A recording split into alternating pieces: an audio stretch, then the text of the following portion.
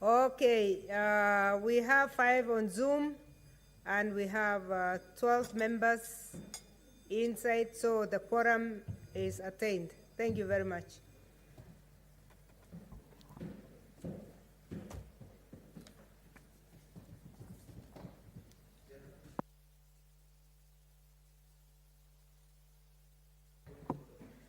Honorable members, is order number 11, the Law of Succession Amendment Bill, Senate Bills number 15 of 2021. Any member wishing to contribute to that?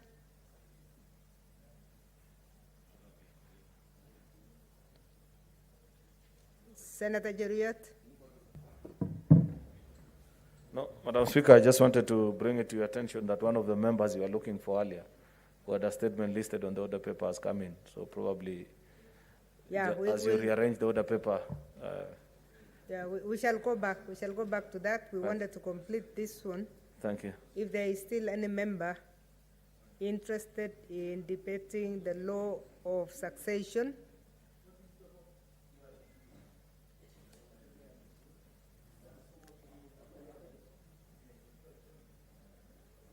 if not, the law of succession?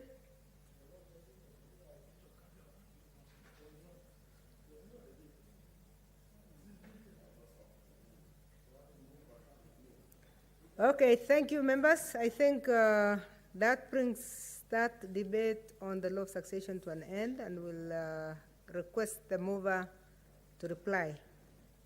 Again, the mover is not here, so we will wait for the convenience of the House at a later time.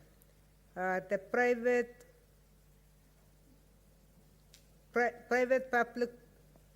public-private partnership, sorry, it's the next order.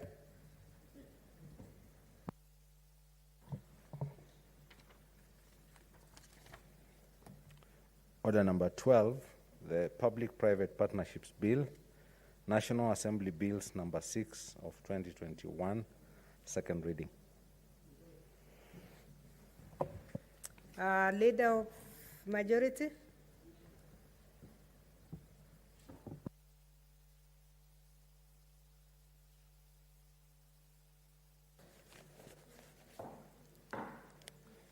Thank you very much, Madam Speaker. Madam Speaker, I beg to move that the Public-Private Partnership Bill, National Assembly Bills number 6 of 2021, be now read a second time.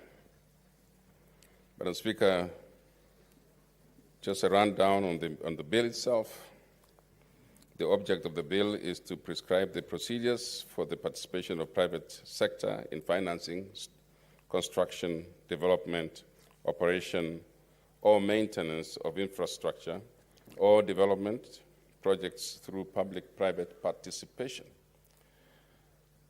2, harmonize the institutional framework for implementation of public-private partnerships. 3, give effect to Article 227 of the Constitution, which provides for the framework for the procurement of public goods and services. 4, streamline and rationalize the regulatory implementation and monitoring mandates of relevant agencies. And Madam Speaker, 5 is to provide for a transparent project selection process and clear procurement procedures in order to promote private sector investment. Additionally, Madam Speaker, the bill seeks to enhance efficiency in the regulatory process of engagement of private parties and the manner in which public-private partnerships are conducted, so as to ensure the provision of high-quality facilities and services.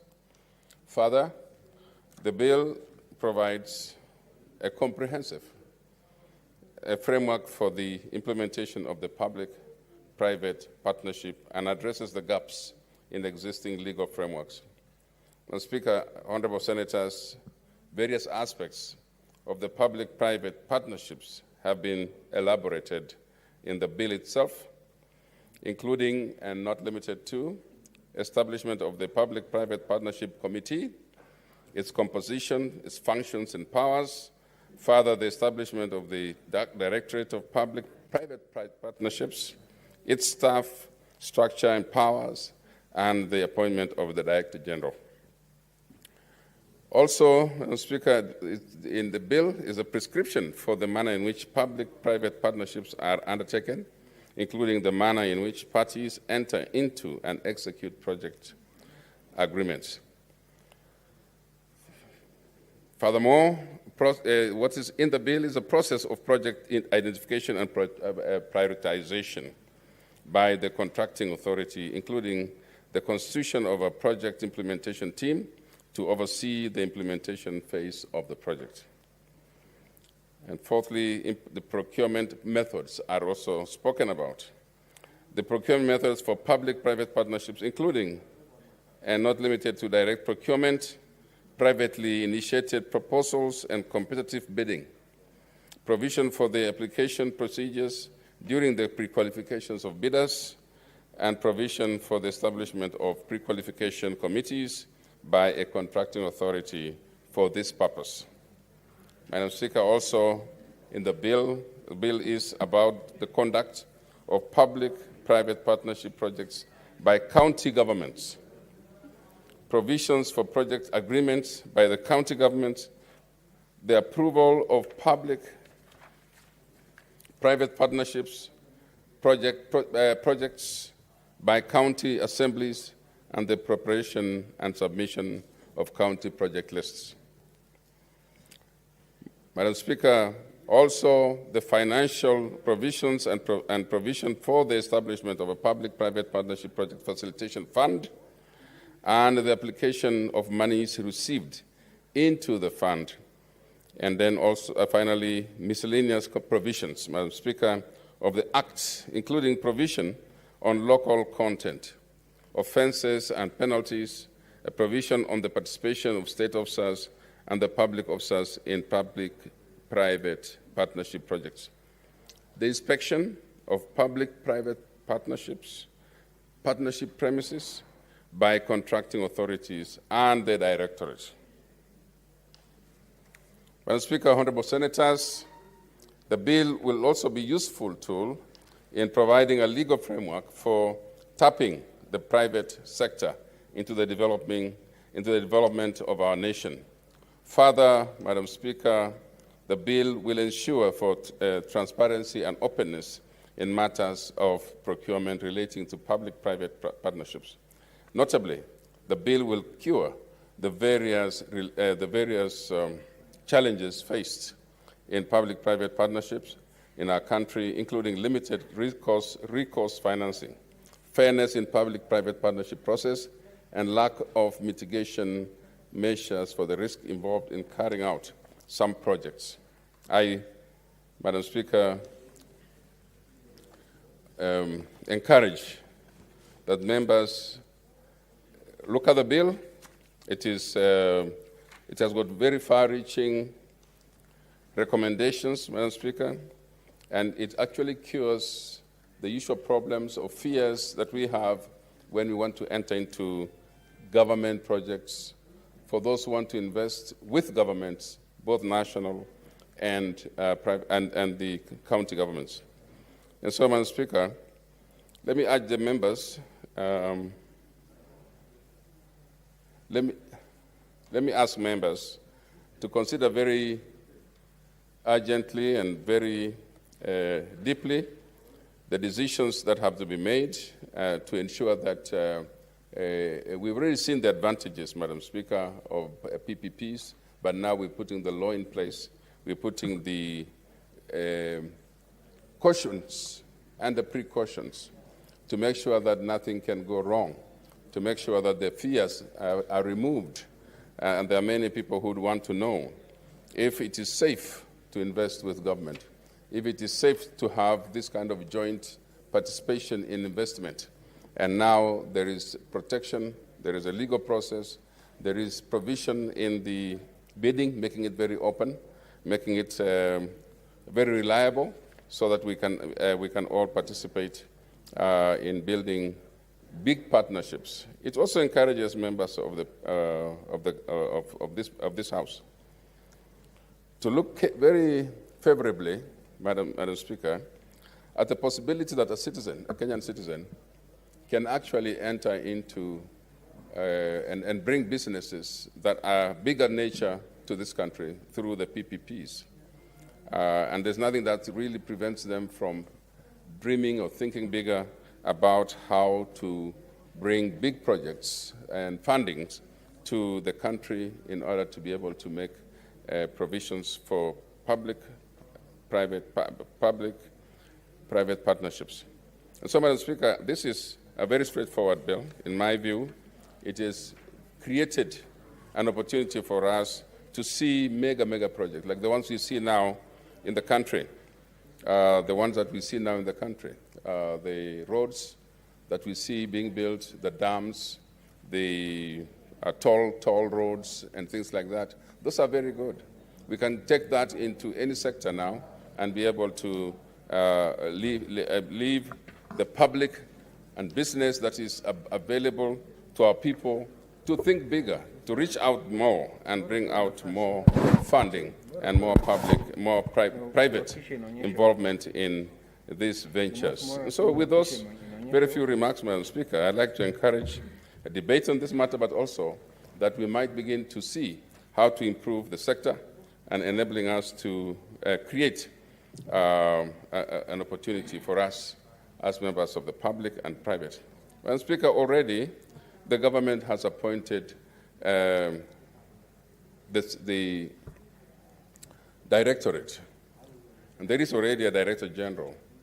There's already some staff that are there. There is an office that functions on these matters, and this have had already an opportunity to meet with our finance committee, and they have already stashed out the bill, and they have looked at the bill, and the recommendations from the bill will come from the committee.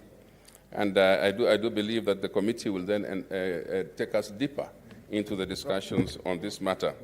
But we, on our side, Madam Speaker, on this side, as a person moving this bill, I want to recommend to this Senate the bill and ask, and I don't know if I'm going to be ambushing my colleague.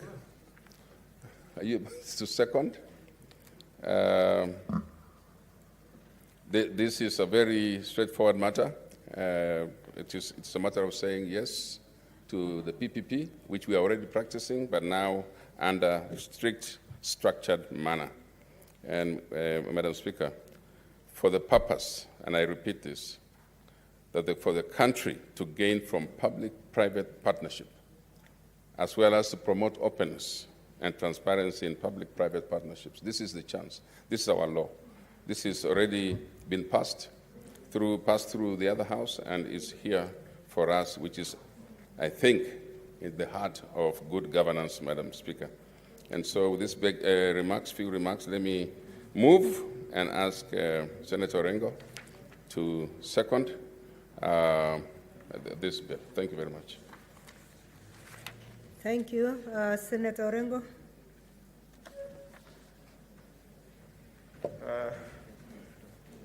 Madam Speaker, I thank you for giving me this opportunity, and thank the Majority Leader for moving this bill. And as he has indicated, is a bill whose time has come.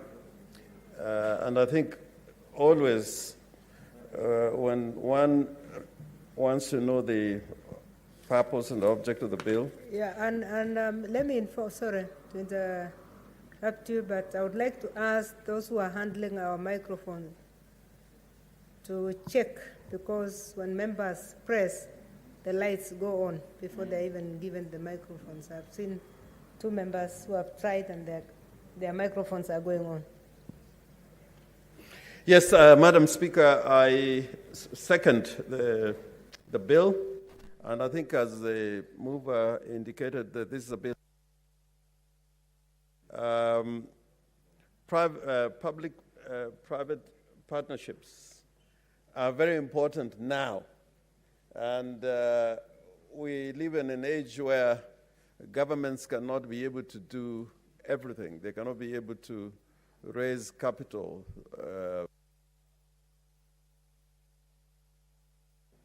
And the participation of the private sector and other entities is very crucial as we trying to build economies that can compete with the growing economies in the world.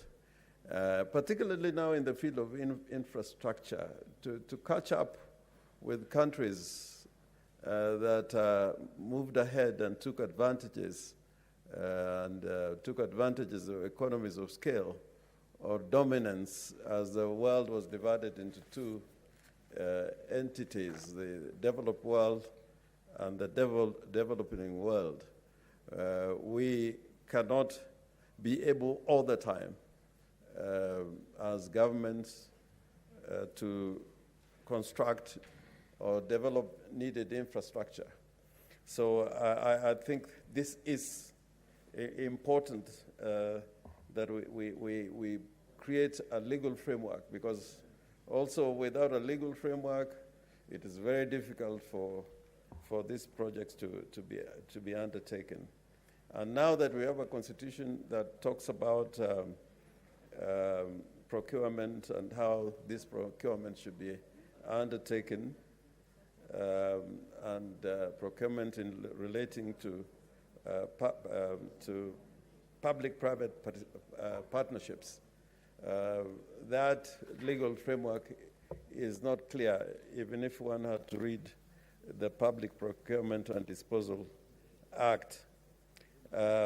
Madam Speaker, on my part, the only worry that we continue to have in public-private partnerships is that if they're not well managed, if there's no regulatory or legal framework, they can be a source for seeking rent and governments overpricing its activities with connections with the entities which enter into contracts with the public or with governments.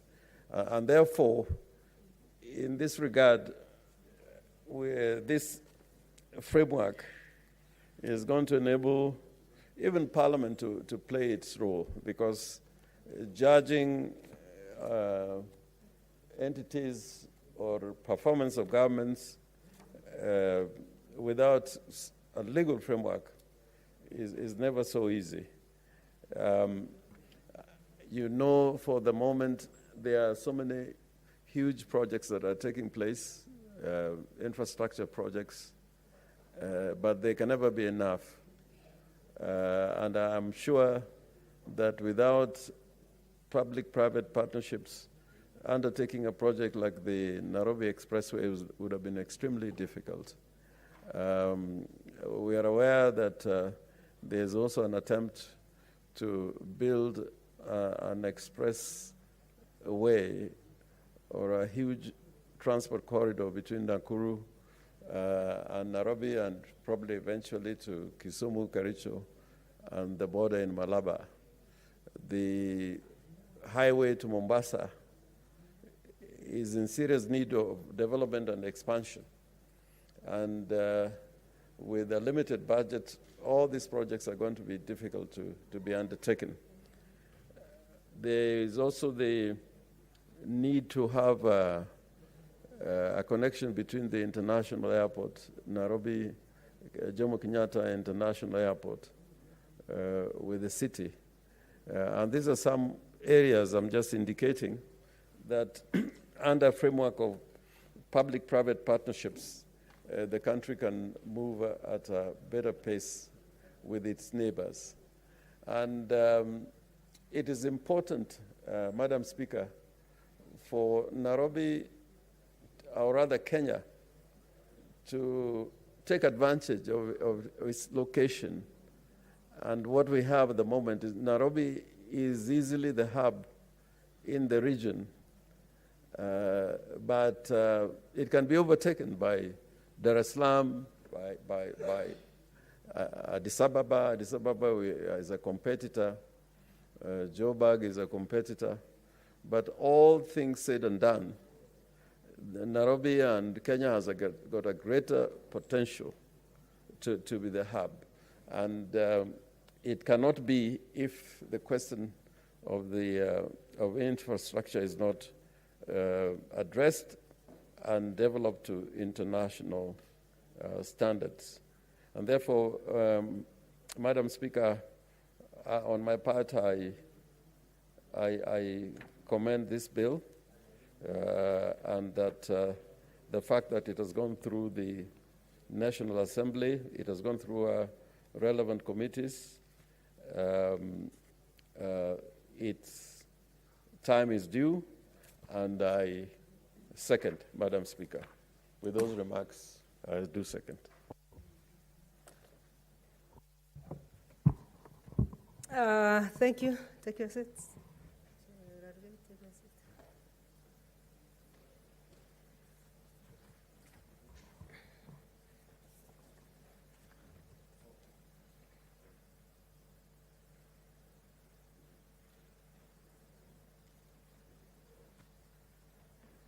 Honorable Senators, I now propose the question that the Public-Private Partnerships Bill, National Assembly Bills number 6 of 2021 be read a second time. Senator Wambua Enokio.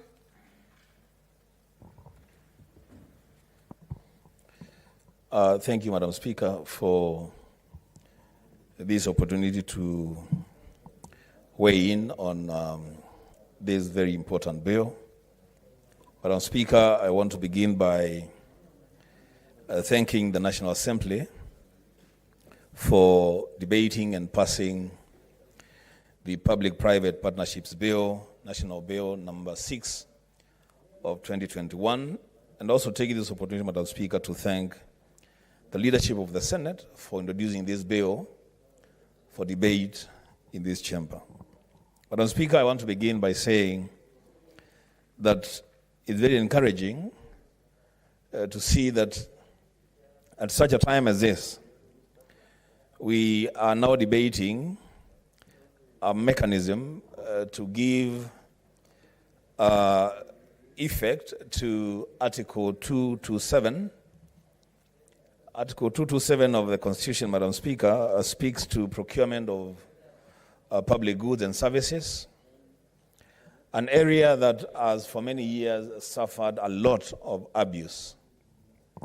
Madam Speaker, in that supreme law, in the Article 227, the drafters of the Constitution are envisaging a situation where in the procurement of public goods and services, the procuring entities will go for a system that ensures fairness, equity, competitiveness, and a cost-effective system. Madam Speaker, truth be told, that a lot of these procurement entities in this country have not lived to the expectations and the provisions of that Article 227. And Madam Speaker, I am encouraged because that in bringing a legal framework to give effect to this article, one of the things that we do is to create a conducive environment for the private sector to flourish. Madam Speaker, it should be noted that in this country and in any other country, economic growth cannot be attained without a vibrant and solid private sector. And when the private sector joins hands with public entities to undertake development projects, two important things happen, Madam Speaker. One, it gives these private sector players an opportunity to access easy and affordable credit to be able to roll out major projects. But most importantly, Madam Speaker, it also creates an environment within which a lot of jobs are created and ground is made good for the flourishing of the private sector in all areas of development. Madam Speaker, I say this knowing very well that I personally sat in the Senate Special Committee that looked into the issues of the managed equipment scheme, which was initiated as a PPP, but then it moved from a PPP to MES, which eventually became a bit messy. Madam Speaker, maybe if we had a law to safeguard our PPPs, perhaps, Madam Speaker, we would not have gotten ourselves to the place where we found ourselves. Madam Speaker, when I talk about creating this conducive environment for the flourishing of private sector, I am looking at areas like access to affordable credit. I'm looking at the government creating political stability to build confidence among private sector players. I'm talking about access to reliable source or sources of energy to power industry. And we know that we have a challenge there, right there, in terms of the reliable source and affordable source of energy to power industry. But Madam Speaker, all in all, I am in support of this bill, and it is my hope that the Senate will pass it, and once it is passed, then initiatives that are started as PPP will end up as PPP and not end up as other initiatives that change course midway to serve other interests that are not a public interest. Madam Speaker, with those remarks, I support. Thank you. Senator Ali Abdullah Ibrahim. Thank you, Madam Speaker. Madam Speaker, public-private partnerships are supposed to be good usually, but there's a lot of problems, especially in our region, when people do not follow the rules strictly, as it has been mentioned earlier. In this area of ours, we depend mainly on agriculture, and so our dependence mainly, the income of the least developed countries usually have higher levels of poverty.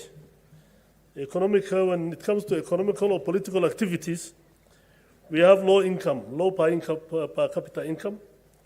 We depend on agriculture and the exports usually, which are not even enhanced to the second level. So we have low technology and innovations, Madam Speaker.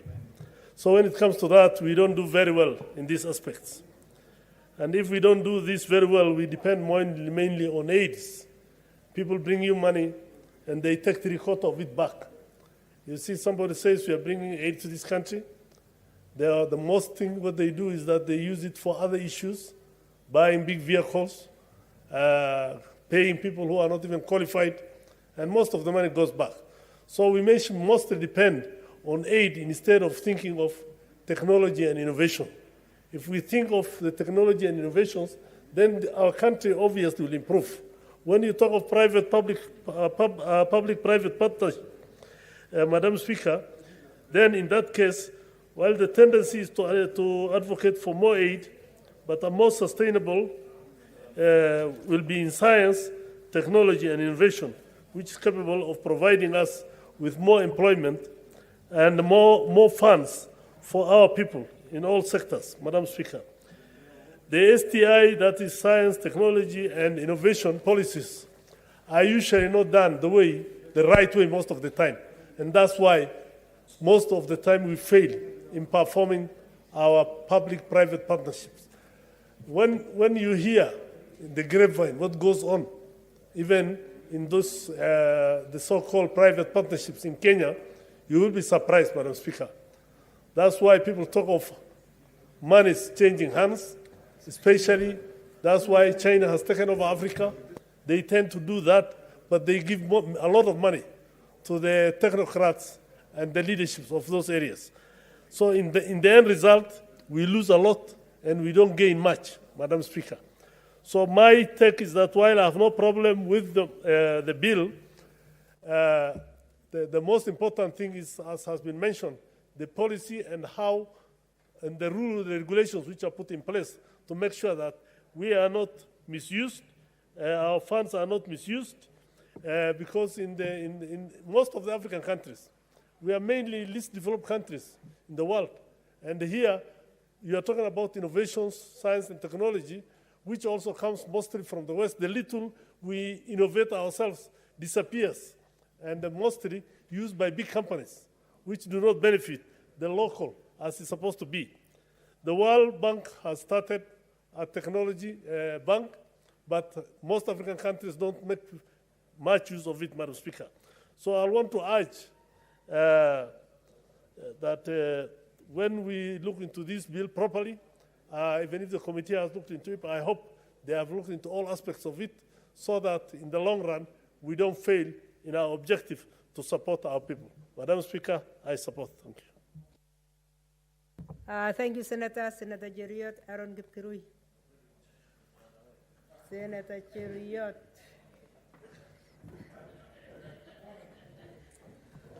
Let me use the front, Madam.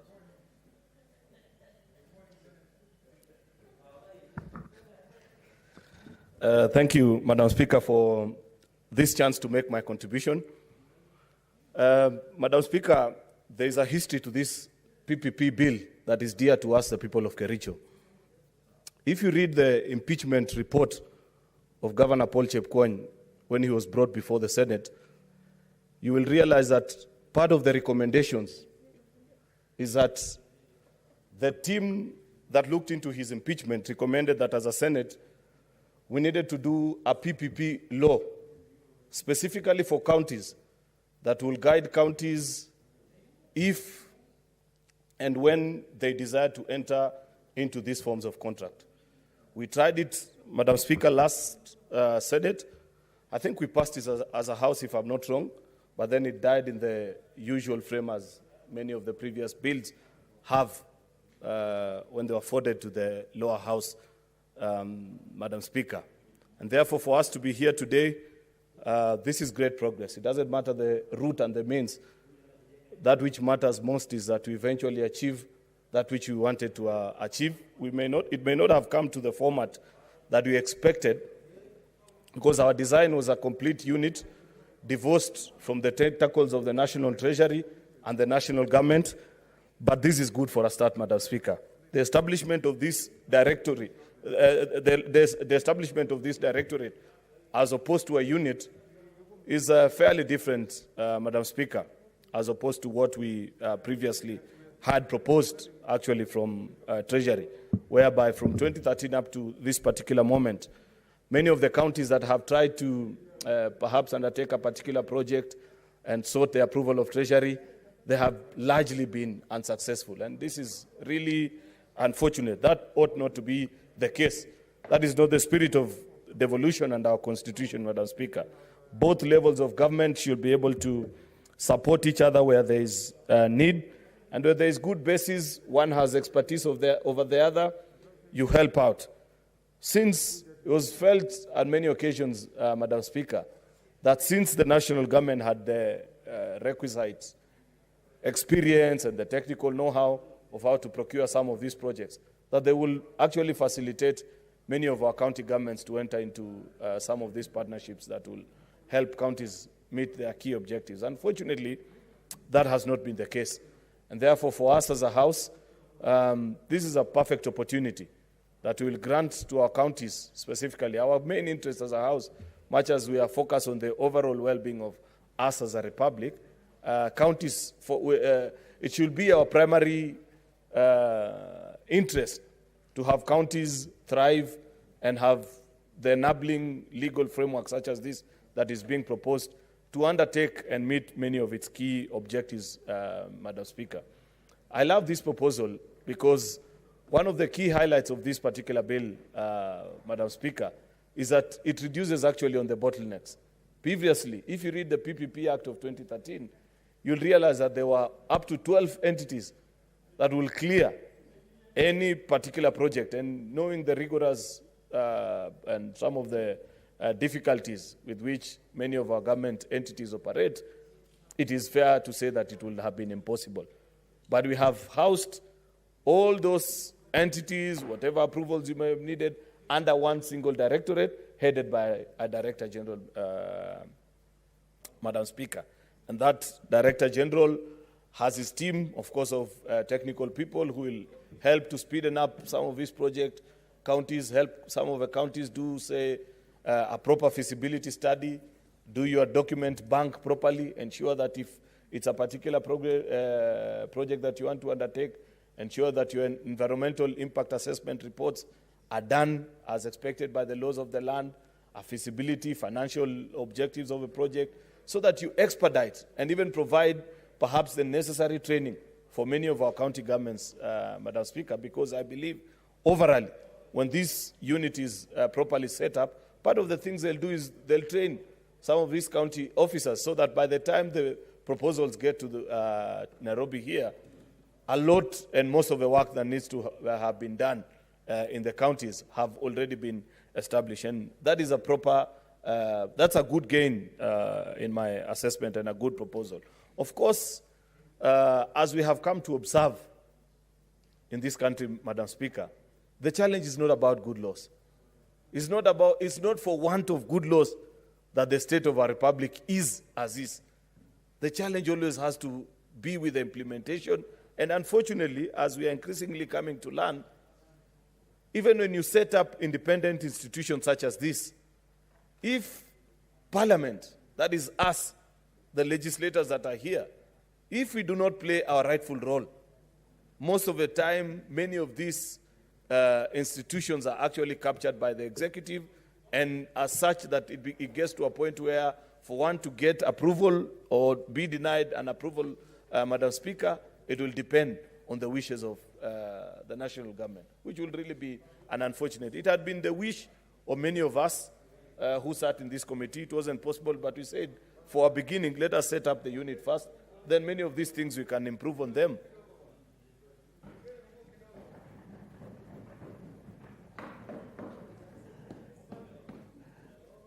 I will, Madam Speaker, I will forgive Senator James Orengo, leader of minority, because he's a son of Kericho. So he gets the chance to, to interrupt his senator, like all voters are supposed to. So, yes. So this is back to the presentation I was making, Madam Speaker, is that as a House, if we do not play our rightful role and ensure that this institution thrives, these institutions actually live up for the purpose for which it was set up, then we will struggle as a country. Because look at the situation, look at even the PPP projects that are being undertaken currently. It's unfortunate and it's a shame that all of us here in this house should be ashamed of ourselves that this country is undertaking PPP projects to the tunes of tens of billions, yet we haven't seen.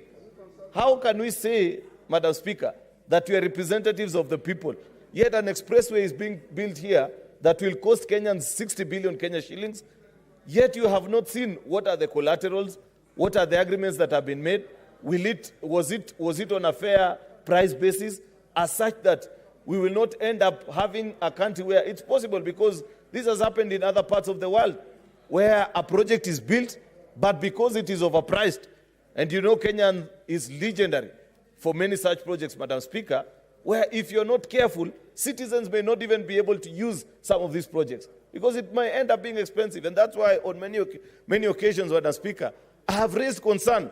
Because the project that Senator... Order members, please console in low tones as we congratulate Senator Rose Nyamunga. Senator Milgo, we have not seen her dressed, but we know we have a number of senators who have been decorated. Congratulations. Congratulations. Mine never goes beyond nomination. We'll wait for the next government. Wind up, wind up. Madam Speaker, I was mentioning the fact that as a House, and I want Senior Counsel to hear this, my good neighbor from Nyamira.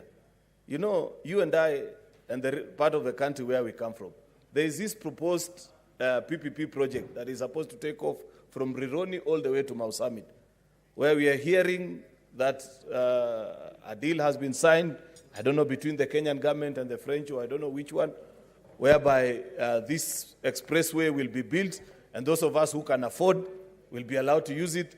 The rest of the hustlers and ordinary mere mortals will be stuck in traffic. We cannot allow such things to happen. That was not the intention of a PPP bill. The people of Nyamira and Kericho, to an extent, because you're our neighbor, expect us, because they've sent us as legislators to this House, to oversight and look into some of these deals that are being done. Let it not be like this particular expressway, where people sign projects that are inflated. Therefore, when you come to charge the citizens, you find that the price that you're paying, you price out virtually 90 or 80% of the citizens. Senator Gerard Kay, you're on a point of order. He wants to inform me. I don't mind to be informed, Madam Speaker. Okay, point of information then.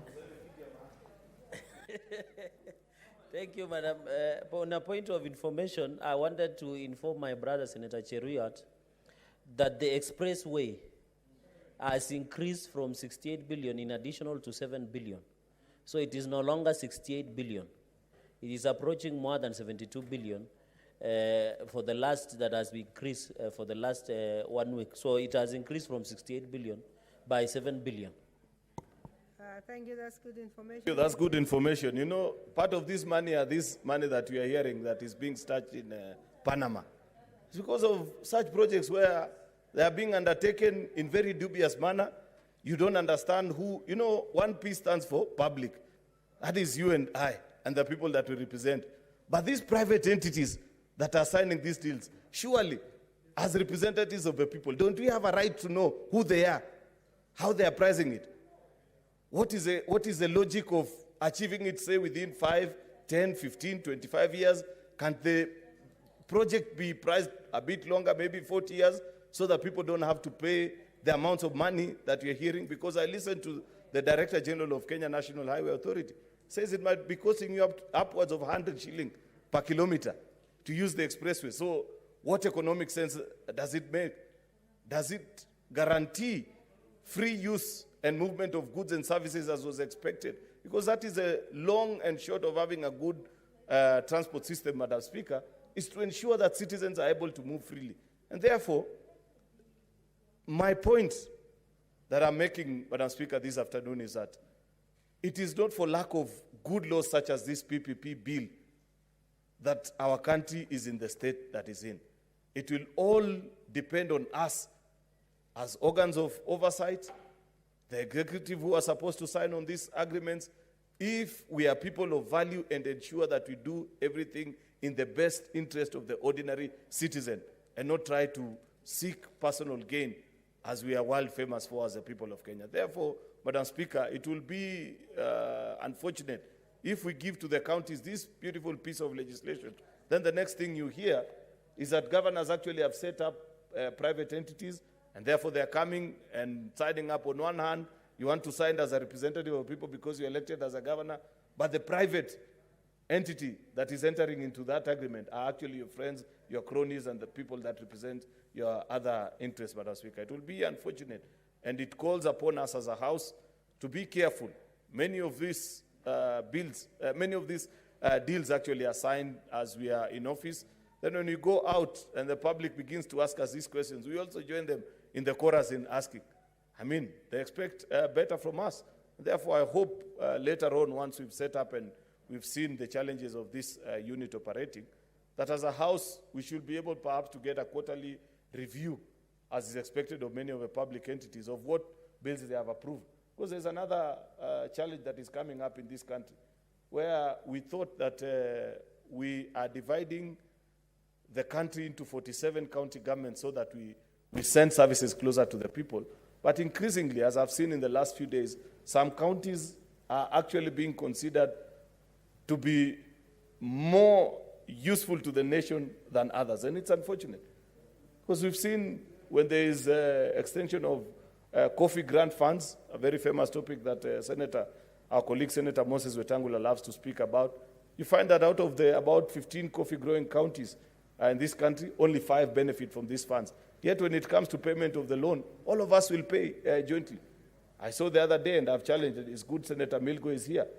I saw national government has sent actually letters to various heads of, I think, county education departments, saying that we need to fasten the registration of students so that they get identification cards. I hope it's not for registration so that people can vote only in certain counties. You need to extend that countywide. And needs to be, that information needs to come out clearly, Madam Speaker. Therefore, this particular entity, when it works, we will be asking of them that every quarter submit the list of projects that you approved. We want to see that when you approve a project in Kericho, you approved also in Wajir. You approve in Lamu, you approve in Kisumu, so that we have one beautiful republic where every citizen feels to be part and parcel. With those very many remarks, Madam Speaker, I support this particular bill. Thank you. Thank you. Senator Ali, did you switch it over again? You dropped. Senator Mwenye Haji Mohamed Faki. Asante Bispika kwa kunipa fursa hii kuchangia hii sheria ya ushirikiano baina ya taasisi za umma na wawekezaji wa kibinafsi katika miradi ya maendeleo. Mheshimiwa Spika, sheria hii imekuja katika wakati mzuri kabisa kwa sababu tumeona kwamba serikali japokuwa imepanga kufanya miradi mingi ya kimaendeleo, miradi hiyo imeweza kurejea nyuma kwa sababu ya ukosefu wa fedha za kutosha kusimamia miradi hiyo. Kwa hivyo sheria hii itakapopita, Mheshimiwa Spika, itasaidia pakubwa miradi ya maendeleo kwa sababu zile pesa nyingi ambazo zinahitajika kutayarisha na kutengeneza hii miradi zitapatikana kupitia kwa wawekezaji wa kibinafsi.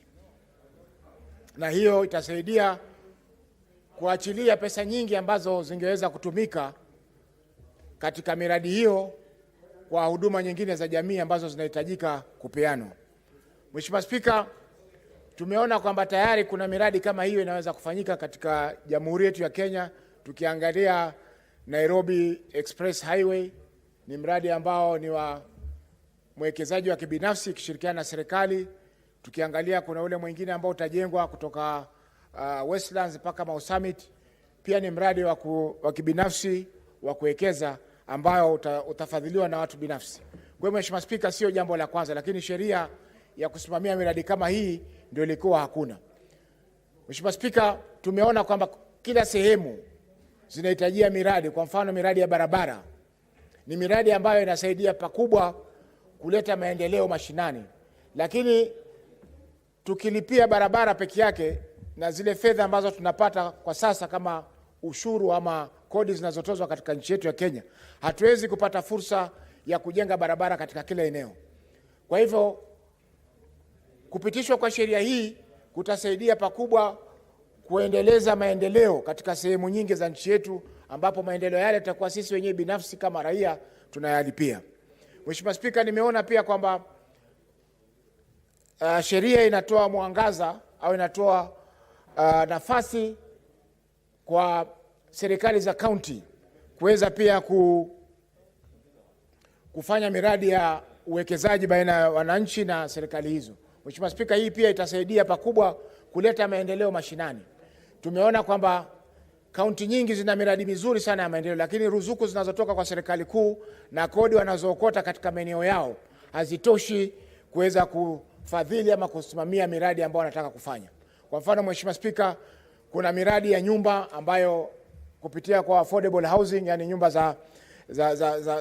za kiasi za wananchi. Hii miradi kama hii Mheshimiwa Spika inaweza kufanyika katika kila kaunti, lakini tukiangalia pesa zinazohitajika na zile pesa ambazo kodi zile pesa ambazo zinatoka katika serikali kuu na kupelekwa katika serikali za kaunti kusimamia miradi ya kawaida hazitoshi kuweza kuhakikisha kwamba miradi hii inafanyika.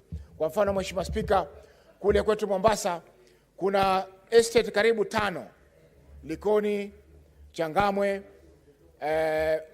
Hadija Estate, Mzizima, zote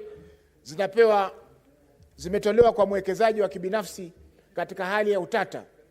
Wakati kama kungekuwa kuna uwazi na sheria uwazi kama hii, tungeweza kujua ni nani ameweza kufaidika na miradi kama hiyo, na vile vile pia ripoti ingeweza kwenda kwa bunge la kaunti ya Mombasa ili kuhakikisha kwamba kumekuwa na uwazi katika kutoa zabuni za miradi hiyo. Kwa hiyo Mheshimiwa Spika, naiunga mkono sheria hii kwa sababu itasaidia pakubwa kuweza kuleta maendeleo na vile vile pia kuweka mwongozo, yani vipi tunaweza kufanya miradi ya kuwekezaji binafsi na serikali. Mheshimiwa Spika, nimeona hapa kwamba katika kifungu cha 65 inasema kwamba subject to section 363(5), each county government intending to undertake public-private partnership project shall obtain the approval of the respective county assembly before undertaking the project. Lakini tukiangalia kifungu cha 63 hakina 63(3) ambacho kimezungumziwa hapa katika kifungu cha 65. Kwa Mheshimiwa Spika, hiyo nafikiri wahusika wataweza kurekebisha na kuhakikisha kwamba inakuwa inaoana na kifungu cha 65(1). Mheshimiwa Spika, tumeona pia kutakuwa na bodi ya kuweza kuangalia miradi hiyo ya kibinafsi na serikali, ambao ni jambo zuri kwa sababu kwa sasa hakuna mwongozo wowote ambao uko unaosimamia miradi kama hiyo. Ni wizara husika ambazo zinasimamia miradi kama hiyo, na kwa hakika mara nyingi inakuwa ni shida kuweza kutoa mwongozo kwa sababu kuna ile tunayoita bureaucracy ya wizara, kutoka kwa waziri ipite kwa katibu wa kudumu, ipite mpaka ikifika kwa mwongozo, inakuwa ni shida Mheshimiwa Spika kuweza kutoa maamuzi. Kwa hiyo Mheshimiwa Spika, sheria hii ni nzuri na tutaunga mkono iweze kupitishwa ili tuone kwamba tunapata miradi mingi ya maendeleo katika nchi yetu. Jambo ambalo ningependa tu kugusia mwisho ni kuwa lazima pia tuwe macho kama bunge la Senate na bunge la kitaifa kwamba hii miradi ambayo itakuwa inafanywa kuwe kuna uchunguzi wa mara kwa mara, yani kwa Kiingereza oversight, ili tuone kwamba wananchi hawapunjwi katika kuendesha miradi kama hii. Miradi itakayofanyika hiyo ni miradi ambayo ni ya kudumu, ambayo fedha ambazo zimetumika pale tunaweza kujua kwamba tukusema kwamba ni kweli fedha zimeweza kutumika katika mradi huu, na huyu ambaye amewekeza katika mradi huu anapaswa kulipwa zile pesa ambazo tunatarajia kuokota kwa wananchi. Mheshimiwa Spika, tumeona miradi mingi ambayo inafanyika inakuwa ni imefanywa katika hali ambayo si nzuri, na ina maana kwamba barabara kama ina umri wa miaka 30, barabara ile baada ya miaka 3 naona imeanza kufura manundu pande huu, kule kuna mashimo, kule na bomoka. Hiyo yote inaonyesha kwamba katika kutekeleza mradi hakukuwa na umakinifu na vile vile hakukuwa na uangalizi wa kutosha kuhakikisha kwamba vifaa vinavyotumika pale vinastahili, na mwanakandarasi anayofanya kazi hiyo amefanya kwa ustadi wa hali ya juu ili wananchi wasione kwamba pesa zao zimepotea katika mradi huo. Mheshimiwa Spika, naunga mkono. Asante. Thank you, Senator. Senator Langat, Christopher Andrew. Thank you, Madam Speaker, for also giving me this chance to support this very important bill. And I want to say that the moment it goes through, it will bring a landmark for the development of our country. First, I want to say that it will promote the development of very large projects like roads.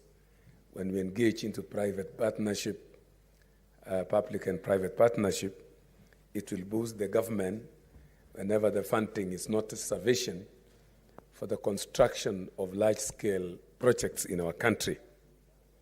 But to Madam Speaker, I want to say this particular bill has already prescribed a procedure for engagement, which is very important.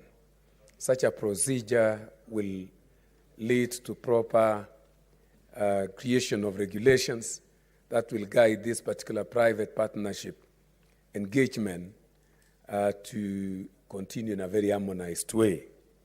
So this is a very important bill. In most of the countries, I've read about the engagement in Western world and even in US, and it has really assisted the government to access even funding, what is called private capital from these private organizations that have got a lot of money.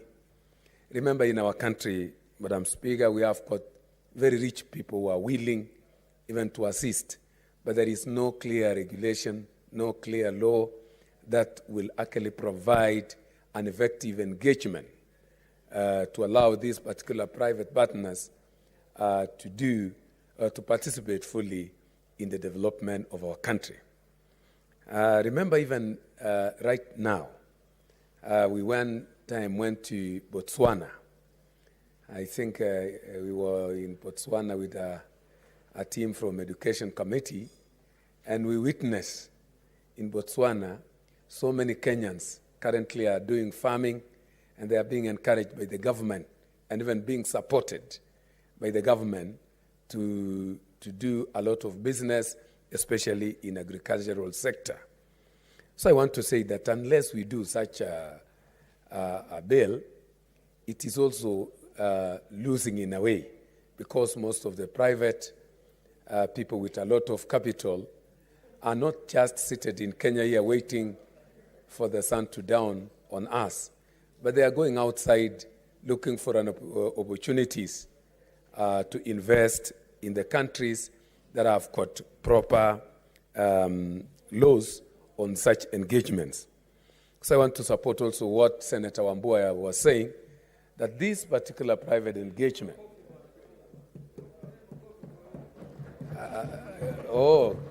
congratulations. Yeah, congratulations, Matsayo.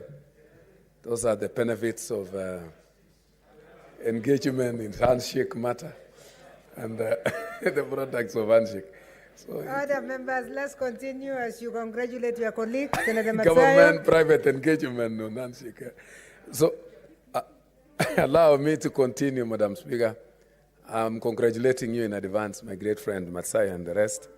I want to say that Senator save Sakaja, me from this particular noisemaker called Cherargei, Madam Speaker. Senator Sakaja is on a point of order.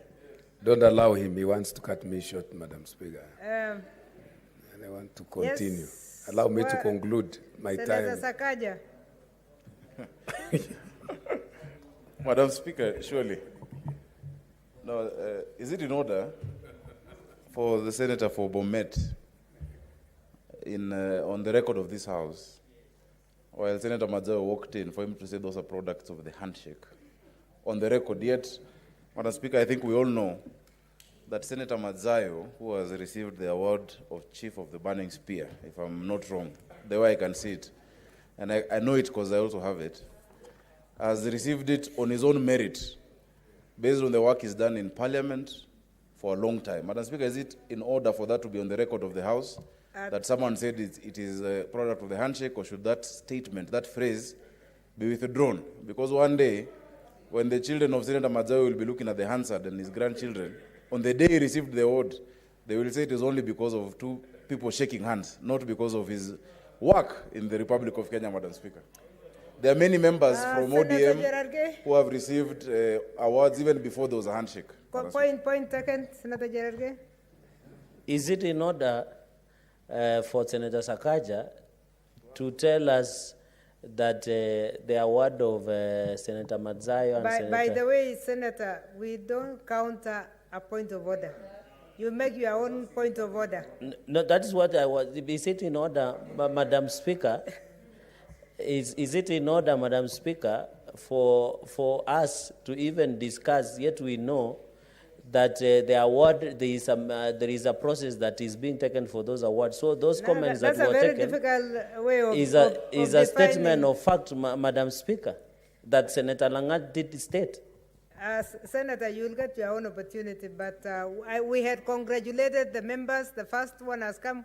We are waiting for 3 more. So the process is still on, and we should congratulate our colleagues, and let's not add anything. Senator Langat, if you really added something else that's not in good taste for a colleague. Okay, thank you. Okay, thanks. Okay, Madam. I believe that's what Senator Wambua was about to say. Senator Wambua is on a point of order. Thank you, Madam Speaker. Actually, I thought Senator Cherage would stand in defense of his own name, because I heard Senator Lagat asking the Speaker to protect him from this noisemaker, Cherage. I thought that's what Cherage was going. I mean, are you saying that you are a noisemaker in the House? Senator, now you are making me hear what I didn't hear. I think, honorable senators, let's put this to rest. Let's support and congratulate our colleagues. We know this is a very senior judge. He should have gotten it long time ago, and we congratulate you, Senator Matsayo. We have already congratulated Senator Rose Nyamunga, and we are expecting 3 more before the end of the day, hopefully. I hope we are not going back to that. I have ruled that we don't want to go back to that. This is about appreciating colleagues, not telling us where it came from. Asante, Speaker. Kwangu mimi ni kwa sababu Senator Langat ulimwambia ya kwamba hayo maneno si mazuri, aweze kuyaondoa ndio aweze kuondolewa katika rekodi zetu. Lakini yeye alikuambia asante na akaendelea kuongea. Ni vizuri umwambie. Okay, asante sana. Swahili njema. Senator Lagat, I hope you understood the Kiswahili. Yes, I understood. These are colleagues, and we normally don't want to thank you so much, Madam. Motive on a colleague. I had actually said that our colleagues really deserve, they are hardworking, but apart from hardworking, there are processes that oil or that makes things to happen. So, okay, but I want to say, Madam, that please one was just by the way, and I want to withdraw that one and say congratulations, good work. Thank you. Allow me also to finish what I was saying, Madam Speaker. At least I want to say that there is also a point to note here that private partnership engagement also will enable the partners to benefit from research. More often than not, Madam Speaker, you find a lot of very important research findings in the public sector, but because of maybe challenges to implement such research findings is because of lack of funding. But when we engage a private sector, such particular research findings can easily get a way of being implemented to support development, more so in the area of technology. Remember very well, Madam Speaker, you and I were together in Moi University, and you can remember most of the research that the university had conducted, but they could not find the light of the day to be implemented because of funding. You know, our country normally gets very little funding that goes to research sector. But if we engage into private-public partnership, researches that are conducted in public or in private can easily be implemented to support development. I want to say that also when we get into private-public partnership, we are likely to get quality work when it comes to roads, quality work when it comes to even products and services. So this engagement is so important to both the private and to the public. I want to say also that it will enhance access to technology and effective benefit from skills from different people that are working in private and in public sector. I really support this particular bill, and it's my prayer that all of us may support it so that it will actually assist development in our country. Thank you, Madam Speaker, and I once again congratulate our partners for their awards. Thank you so much. Thank you very much. Thank you, Honorable Senators, I had promised that before 4 o'clock, when the statement hour is over, I will allow 2 senators to read their statements. The first one is Senator Abshiro Alake. She has a statement pursuant to Standing Order 48-1.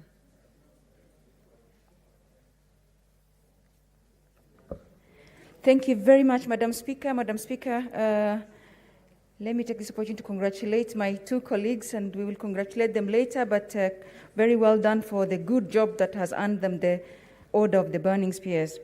Madam Speaker, I rise pursuant to Standing Order number 48-1 to seek a statement from the Standing Committee on National Security, Defense and Foreign Relations on the arrest and enforced disappearance of Police Officer Osman Omar Godana, Police Service number 89450 of the National Police Service, allegedly by state security agents.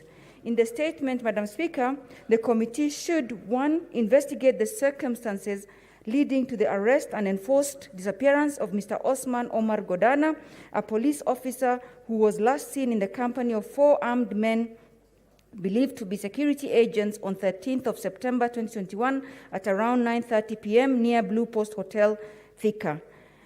Madam Speaker, the committee should also confirm whether Mr. Osman is in the custody of state security agents, and if so, state reasons why he has not been arraigned in court to date in accordance with the law, Madam Speaker. Madam Speaker, the committee should also apprise the Senate on progress made in the search for the missing officer to date, and inform the Senate on measures, if any, put in place by the police service to address the increasing incidences of abductions and enforced disappearances of members of the public. Madam Speaker, I thank you. Thank you, Senator. The statement stands committed to the Standing Committee on National Security, Defense and Foreign Relations. The second statement is from the Senator of Nandi, Senator Cherargei Samson Kiprotich.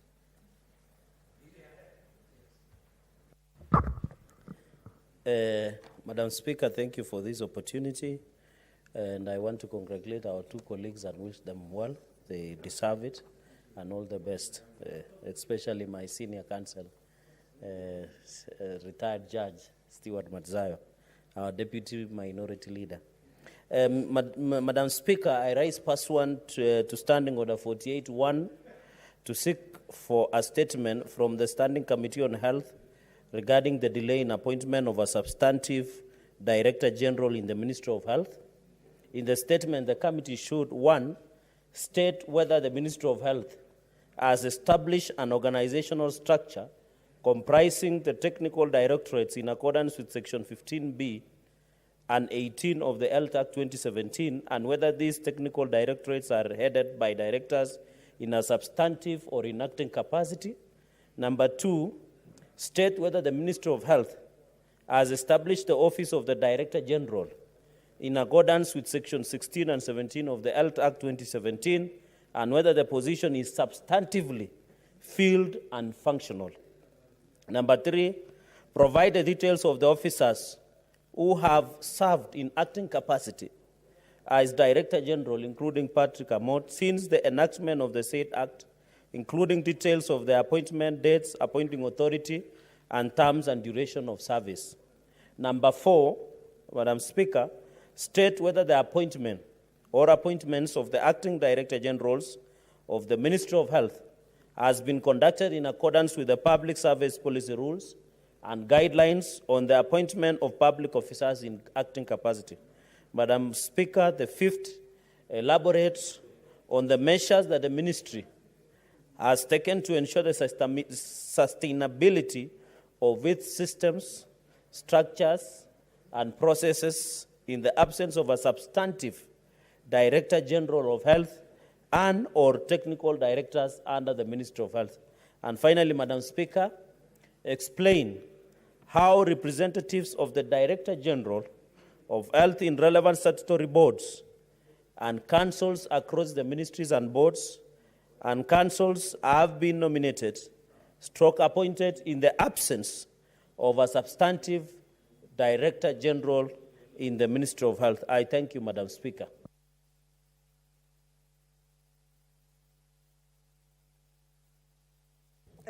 Thank you, Senator. The statement stands committed to the Standing Committee of Health. And we go back to our order number 11. Sorry. Order number 12, Senator Mary Yane.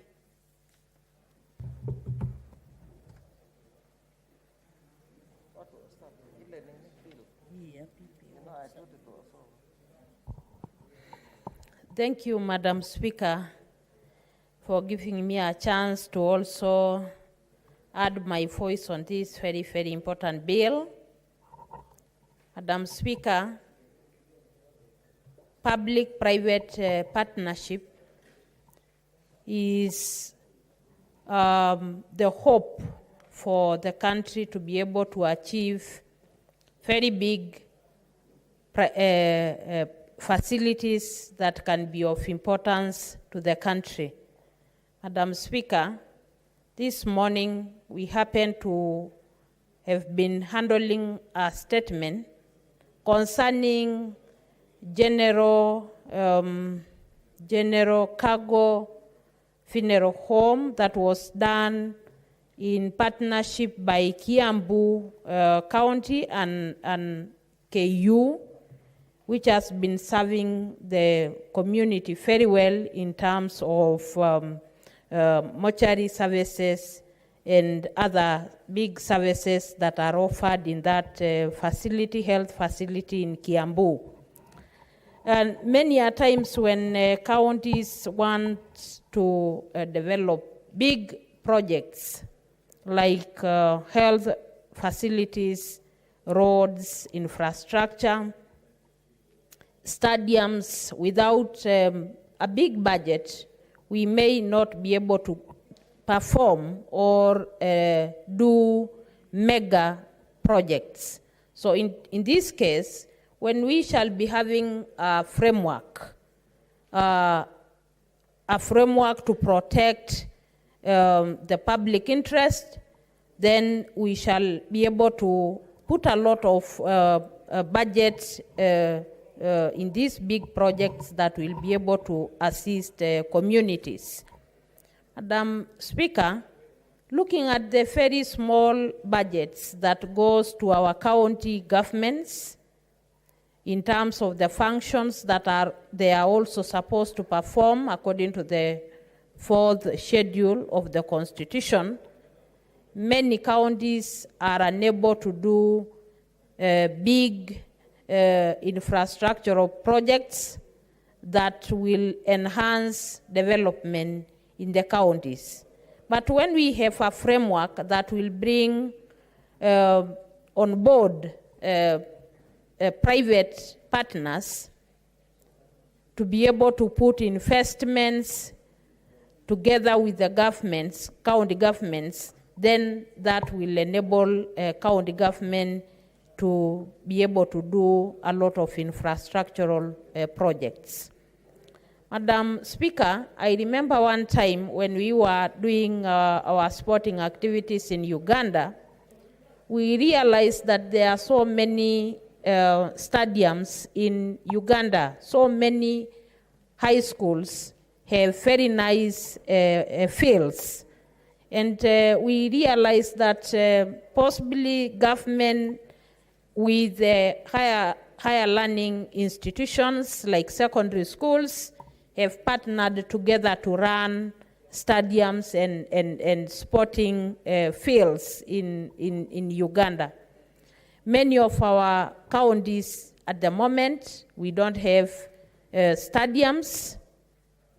We do not have many other sporting fields where our young people can be able to practice different sporting activities. And many other big health infrastructures like research schools, medical institutions, which possibly when we have this private partnership, we may be able to do many of them.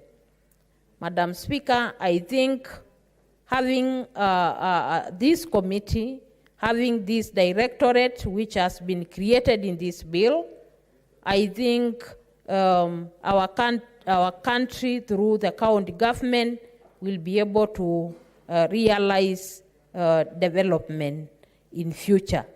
I thank you, Madam Speaker. Thank you, Senator. Senator Mogeni, Eric Okongo.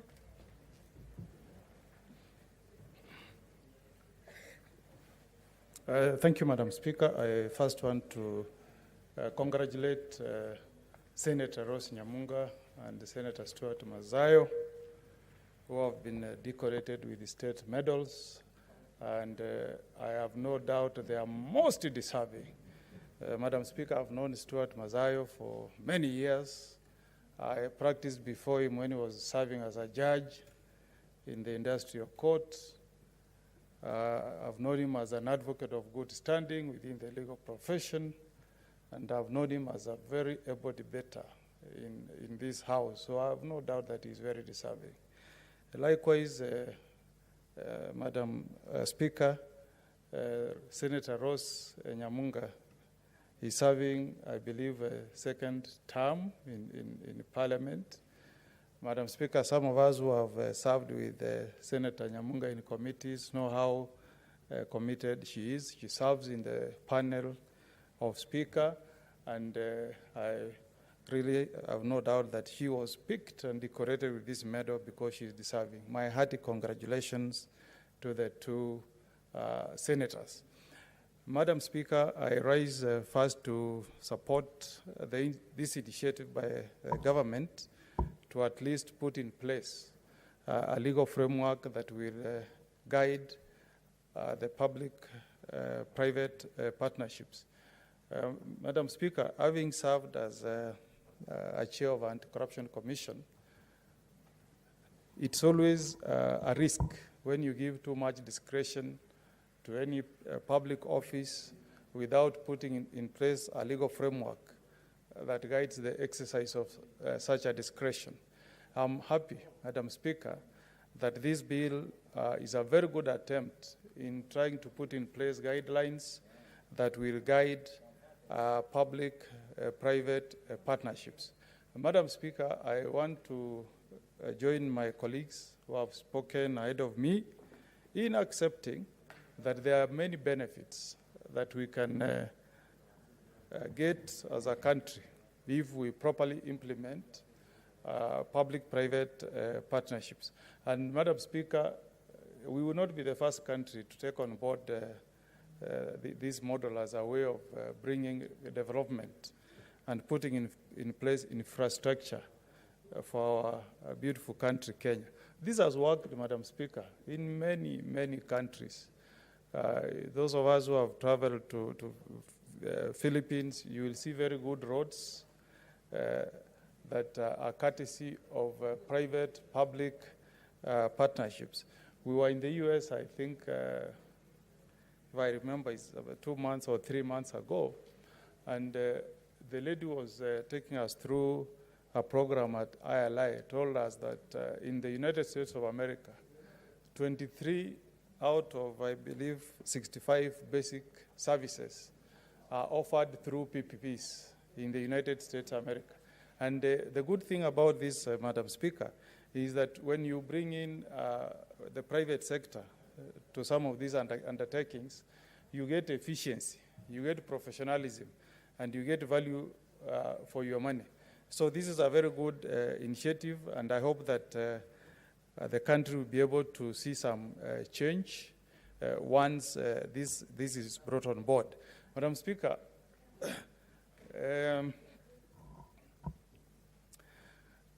if you, at times when you travel out of the country and you come back and you land at Jomo Kenyatta International Airport, at times you get a sense of some embarrassment, Madam Speaker, On the way, we have left that beautiful airport of ours to degenerate. And I'm sure, Madam Speaker, if we took advantage of this new bill, once it's enacted into law, and allow a private entity to set up a second, reception at the airport, I'm sure that they will bring something that we can be proud of as a country. So I really hope that once this is in place, the government and the people of Kenya will take advantage and invite private sector from out there who can come and help us in putting in place some of this infrastructure.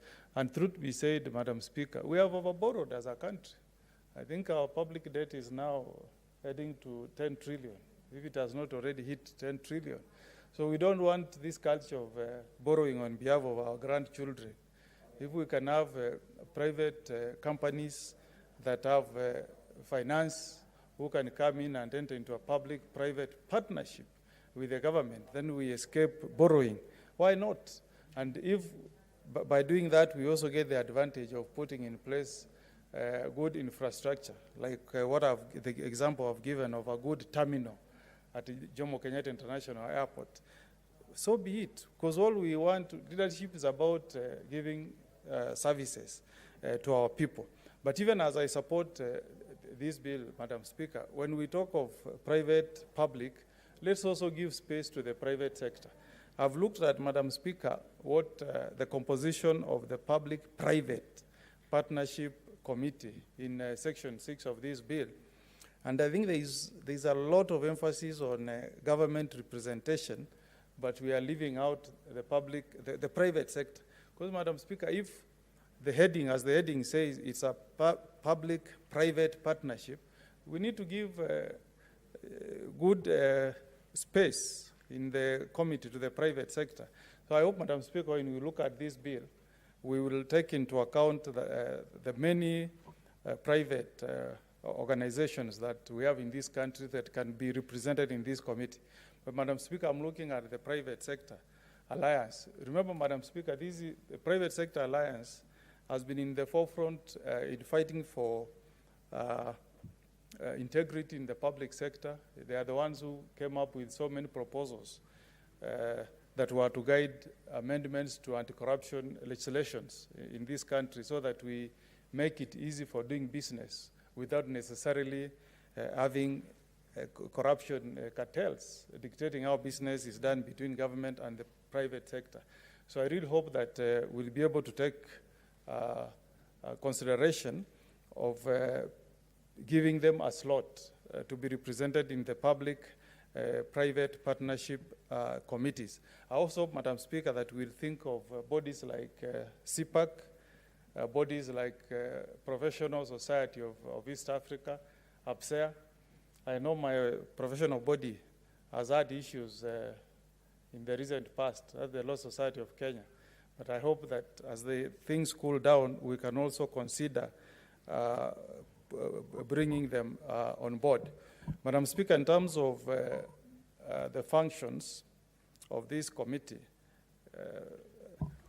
on the composition, I must say that I'm also impressed that the Council of Governors has been given 2 slots.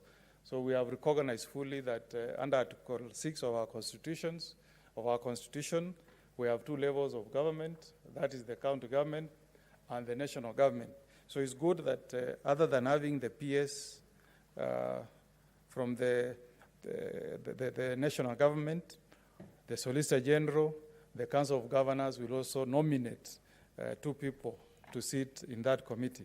But going to their responsibility, I'm a bit worried that in Article 8, there has not been any attempt to give recognition to the role that public participation should play. So I hope that other than just formulating policies and overseeing implementation of the partnerships and approving standards and doing feasibility studies, there will also be an added function of that committee so that we undertake public participation. Mr. Speaker, you heard what my good friend, the senator for Kericho, said, that before you do the road from Westlands all the way to Mau Summit in Kericho, and ask the people of Kericho and the people of Nyanza to pay for using that road, you should engage them. There should be public participation. So I really hope that we'll be able to relook at Section 8 of this bill so that we incorporate a clause that will obligate the committee to ensure that it undertakes qualitative public participation before they engage in any project. Because, Mr. Speaker, the people who are meant to use that facility, to benefit from that facility, should be able to give some input before government pens ink into paper. The other thing I wanted to really applaud is the fact that now there is an obligation to ensure that we do proper feasibility study. Mr. Speaker, if you go down memory lane, the scandals that have happened in this country, you will find that many of the companies that have done business with Kenya are what you will call briefcase companies. Where you trace them to back to their countries. Some of them have been declared bankrupt. I read in the newspapers when we had the Aror and the Kimore dam scandals. I was shocked to learn, Mr. Speaker, that the company that was awarded the contract had been declared bankrupt in France. So this bill introduces an obligation on a government entity to undertake feasibility study and ensure that the company is sound financially from their country of origin. Because you can end up dealing with crooks, briefcase companies, and in the event that there is breach of contract, even if you went to court or the International Court of Arbitration, you stand, you may get a judgment that it will be a paper judgment because you cannot enforce it anywhere. Also, it's good to know the financial status of some of these companies so that you don't enter into a contract with a company that at the end of the day will not be able to undertake the task at hand. But by and large, Mr. Speaker, I think this is a very good bill, forward-looking, and I hope that once it's enacted, this country will benefit immensely, and that as a country we'll be able to be more innovative in provision of services and infrastructure to our people, so that this culture, Mr. Speaker, of always borrowing, can come to an end, Mr. Speaker. And I want to request my friend, Senator Dr. Ali, to consult in low tones. Thank you. Yeah. So with those remarks, Madam Speaker, Mr. Speaker, sorry, I support this bill and hope that it will be transformative once it's enacted. Thank you, Mr. Speaker. Okay, asante sana. Sasa nataka kumuita Seneta Naomi Wako ambaye naye atakayechangia akiwa kwenye mtandao.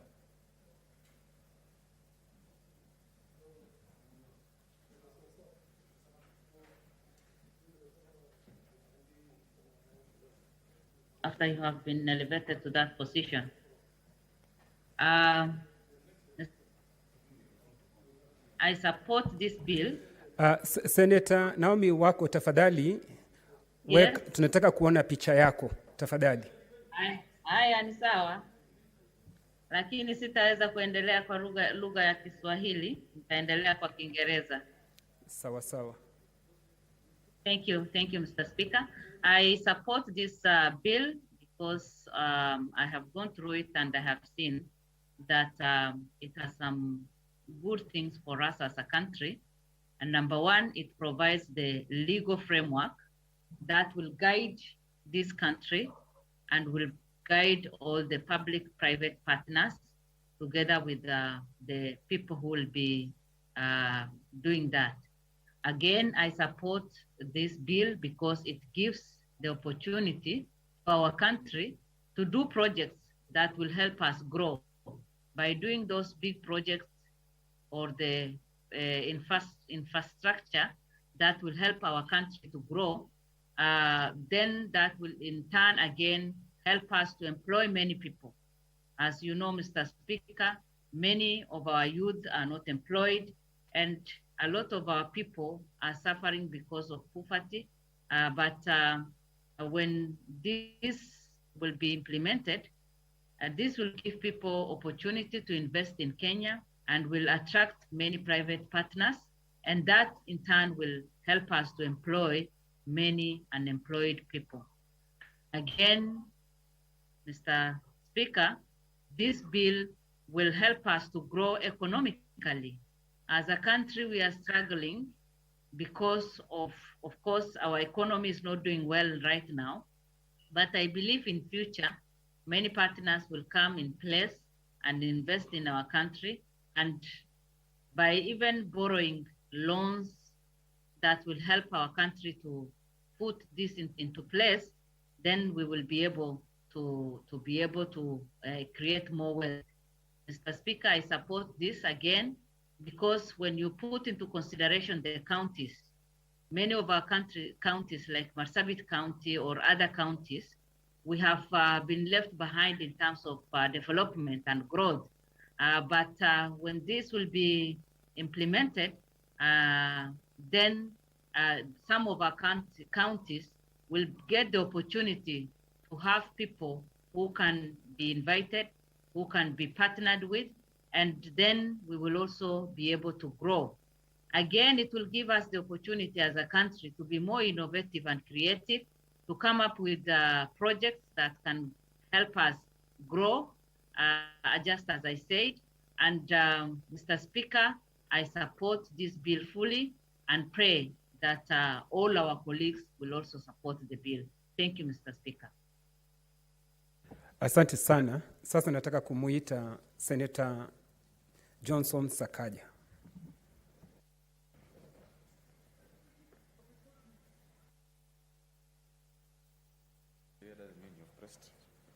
Thank you, Mr. Speaker. Allow me to, it's very difficult to say public-private partnership in Kiswahili. So allow me to continue in the language of English. Mr. Speaker, it is about time that as a country we become more creative in how we... Senator Faki, hoja ya nidhamu gani?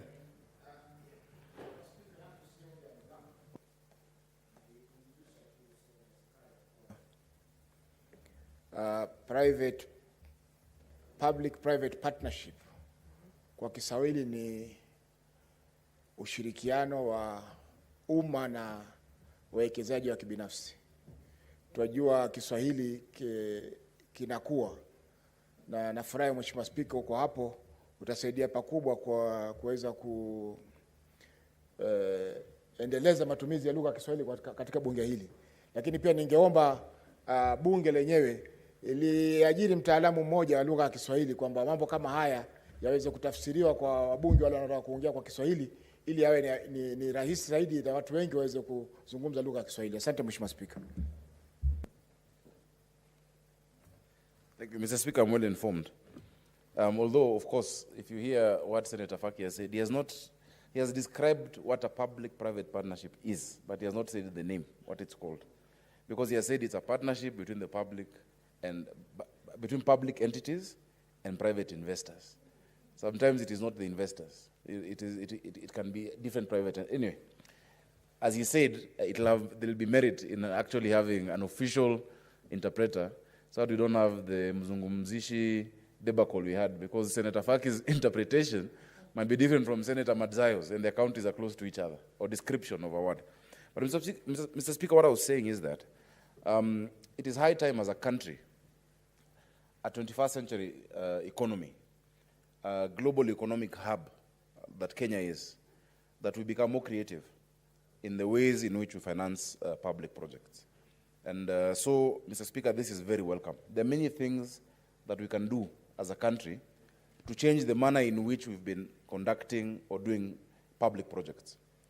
You know, our constitution in chapter 12 talks about the four principles of devolution, if you have to sum it up. And number one is, of course, expenditure responsibilities. It says what the counties can do and what they can't do. The revenue raising capabilities, it says what taxes a county can raise or the national government. The third one, which we always focus on, which really should be the third, not the first, is what we call the intergovernmental fiscal transfers, or the revenue sharing that we debate about here in this parliament. And we normally do that before having looked at number one and number two. Because number one says what you should do and what this other level should do. The number two says how much you can raise to do it. So ideally, if you look at countries with our similar framework of fiscal decentralization, number three, the intergovernmental fiscal transfer, or the money we give to countries, which we say is a minimum of 15%, is normally to bridge a gap between 1 and 2. And then if that is not enough, because, Mr. Speaker, counties now just depend on that. They don't try and see how to increase revenue. They don't negotiate the expenditure responsibilities. But number 4 then is what you call subnational borrowing. And the only statement that is there in our constitution is that the national government shall guarantee borrowing by counties. You know? Yet we know many counties, and I know you are a speaker of a county assembly before, many counties enter into borrowing without any national government approval. Because when you get an overdraft, that is borrowing, that is credit. And most counties have some accounts that run into overdrafts so that they can facilitate some payments, yet that is not done how it should be done. Mr. Speaker, I'm looking at a time, and some of the examples I will give, pardon me, will be focused on my county of Nairobi, because that is where I'm elected to represent. Mr. Speaker, I can't help but notice the shining badges of the recipients of CBS. And again, I congratulate Senator Nyamunga and Senator Madzayo and welcome them to the club of CBS. However, you will be told moving forward that when you wear the big badge, you don't wear this one. When you wear the sash, they are for different purposes, but they all look good together. On day one, they look good together. But normally when you wear the lapel is here. When you wear the badge, it is especially for uniform, very good, but the sash is amazing. And also, always be careful. Sometimes you can wear the sash with the flag upside down, and you need to watch that. But anyway, Mr. Speaker, what I was saying, that was on a side note. What I was saying, Mr. Speaker, is that the examples I would give are very likely Nairobi examples. Nairobi, for instance, Nairobi County. Two of the biggest problems in Nairobi County, Mr. Speaker, number one is a lack of a proper mass transit system. A mass transit system that involves rail, involves rapid bus, involves road network.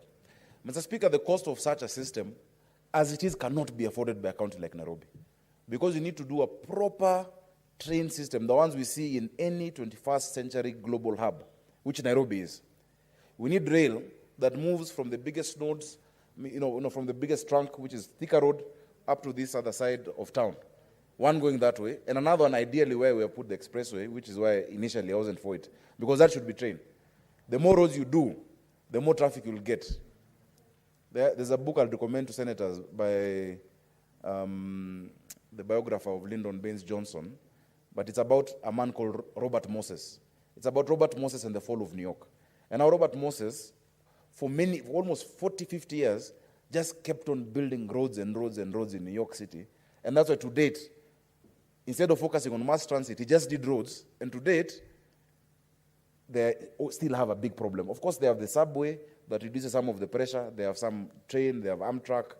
But beyond that, it's a mess. Yeah?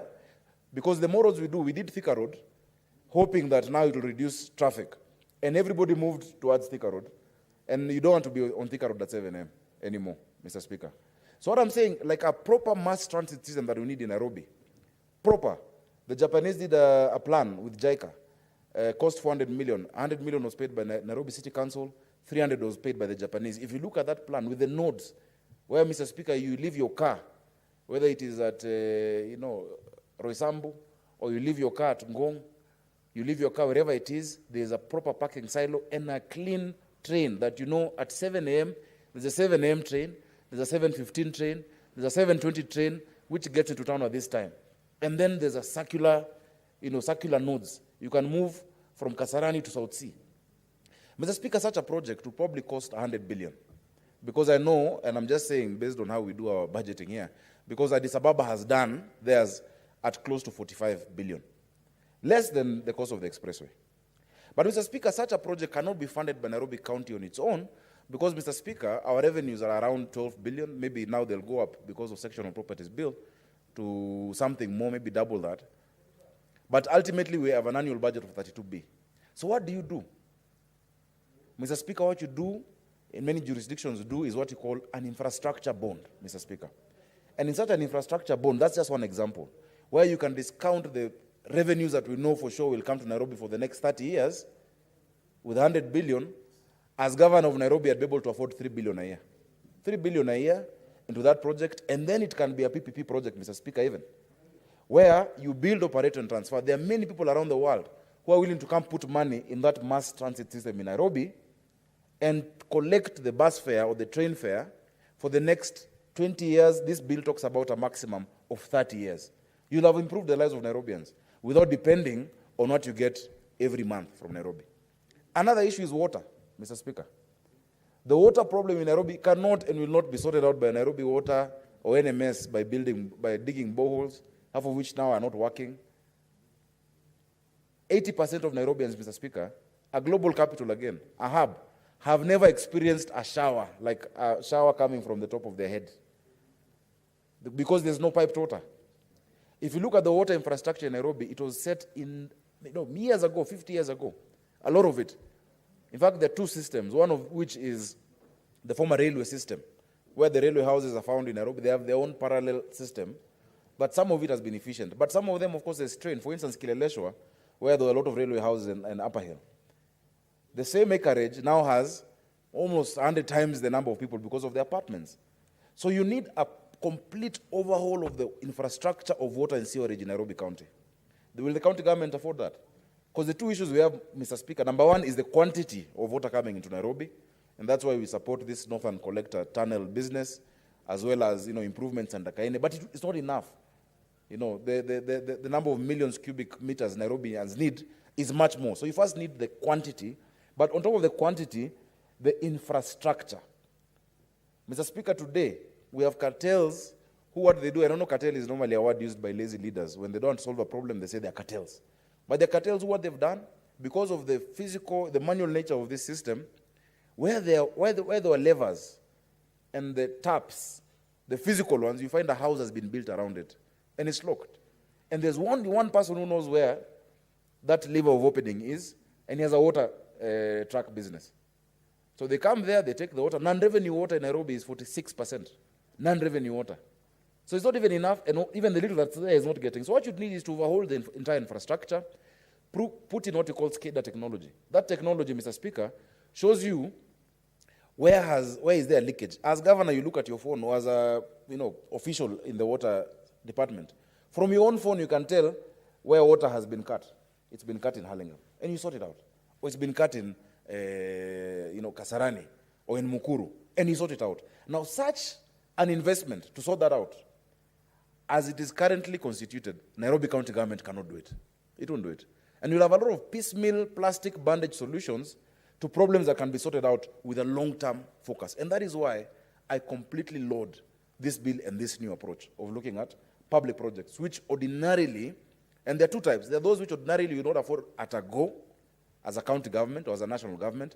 But number two, there are others which, by removing it from your balance sheet, by engaging the private sector to fund and getting it off your balance sheet, then you get increased fiscal space to engage in other areas, social areas that you can, use your money better.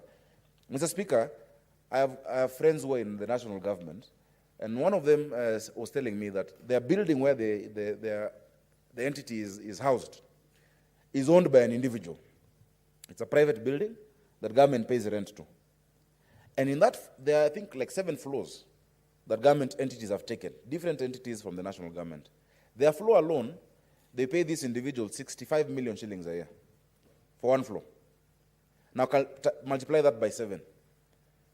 What would stop, that is wastage. And this PPP is looking at projects that give value for money. What would stop, and there are many investors I know who would be willing to say, look, we shall put up buildings for government, instead of that 68 million you're paying a year, we'll take 40 million, for instance, a year, and in 15 years, that building reverts to the national government and it's owned, it becomes our property. You know? Of course, many of these people with these buildings are highly connected and they will try and frustrate that, but that is what we need to increase value for money. So, Mr. Speaker, I load this bill. I know there's been a process before. This bill is not here for the first time. Of course, in a different version. We started with the Public-Private Partnerships Act of 2013. And, you know, before that, Mr. Speaker, the only public-private partnership that we'd gone through is now the scandal we're dealing with. It was the independent power producers, Mr. Speaker, of energy. That is what we knew as a public-private partnership. But look how they're fleecing us.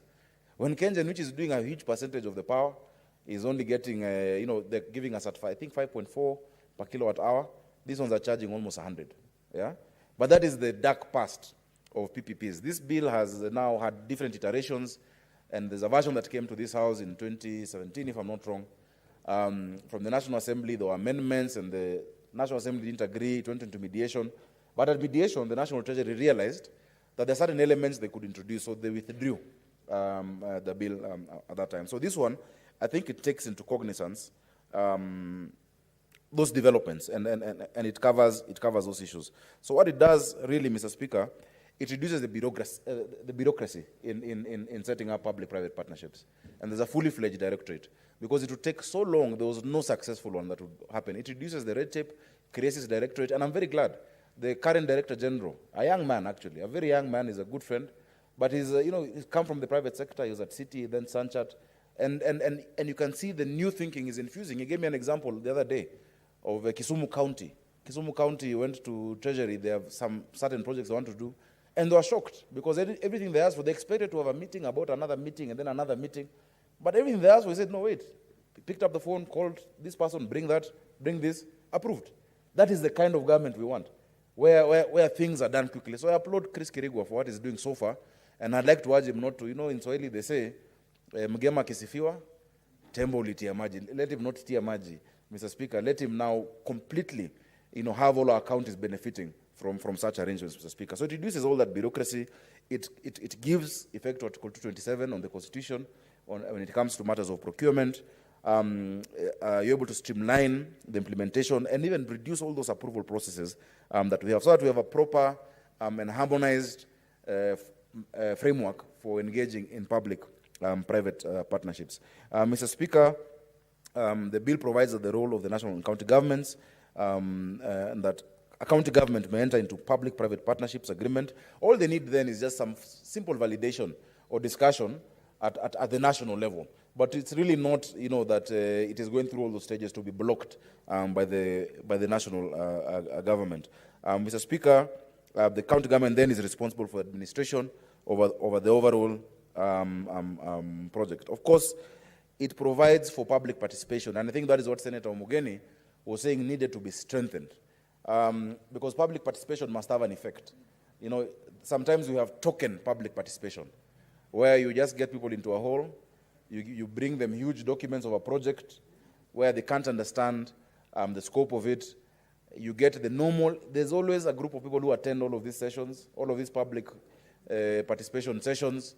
They come, they listen, and then they sign a paper because they know they will get 500 shillings. You want meaningful public participation, where before that meeting, information on the project is circulated. Mr. Speaker, on top of information being circulated, there is that civic education on the impacts of it. So even the impacts, you know, the impact assessment, environmental impact assessment, or political impact assessment, all of these impact assessments are shared with the people so that you engage them in an enlightened public participation, not just token public participation for the sake of ticking a box, Mr. Speaker. Of course, Mr. Speaker, so it asks for that liaison between the directorate and the county governments, as well as the different departments. Mr. Speaker, also there's the issue of sustainability, and I'm glad there's some small, you know, PPP facilitation, you know, fund that is then created that makes their process easier, and that they can even help maybe devolve or rather spread out some of the functions of this directorate, so that it's not just at the treasury level. Because you can imagine now if all the 47 county governments, and I know there's a very good group of incoming governors, some of which are from this house, once they get in with all these brilliant ideas, we don't all just now go line up at the National Treasury. We should be able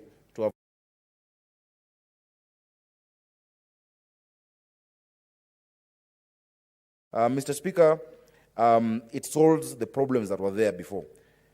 The steps that were there in the Private-Public Partnership Act before in the processes did not have timelines. Now, part of the efficiency that Chris and his team have brought in or they're proposing is that every step of the project approval process for PPP has a timeline by which it must be concluded, so that you don't have documents lying. And you know, those who've been in government will tell you, documents don't just lie because they want to lie.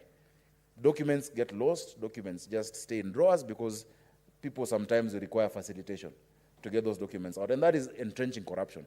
But if it is clear that if you bring this set of documents, this will be done in 20 days, and if you bring this set, this will be done in 30 days, and Mr. Speaker, we go to a better regime, Mr. Speaker. So there's also the provision for oversight, the entrenchment of devolution. In that committee of devolution, you have county governments represented. The PPP committee, of course, would have preferred for it to be stronger. I don't know if the national, or rather the committee of finance has provisions for that. I hope they do.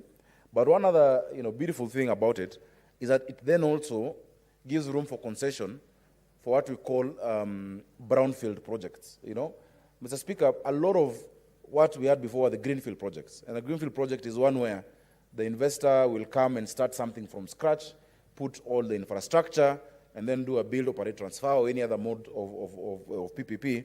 But now even the brownfield projects where there might be already existing infrastructure and you require concessions. For instance, you're trying to use an existing rail, or you're trying to use buildings that exist. For instance, Mr. Speaker, we might need, as I finish that sentence, we might need, for instance, currently existing infrastructure. For instance, I've given the example of the water in Nairobi, for this private investor to be able to come and use it in his PPP without necessarily having to do another one, for instance, or the rail. As you're developing the new rail, you'll use what is existing. So, Mr. Speaker, in a nutshell, because I see my time has run out, I support this bill.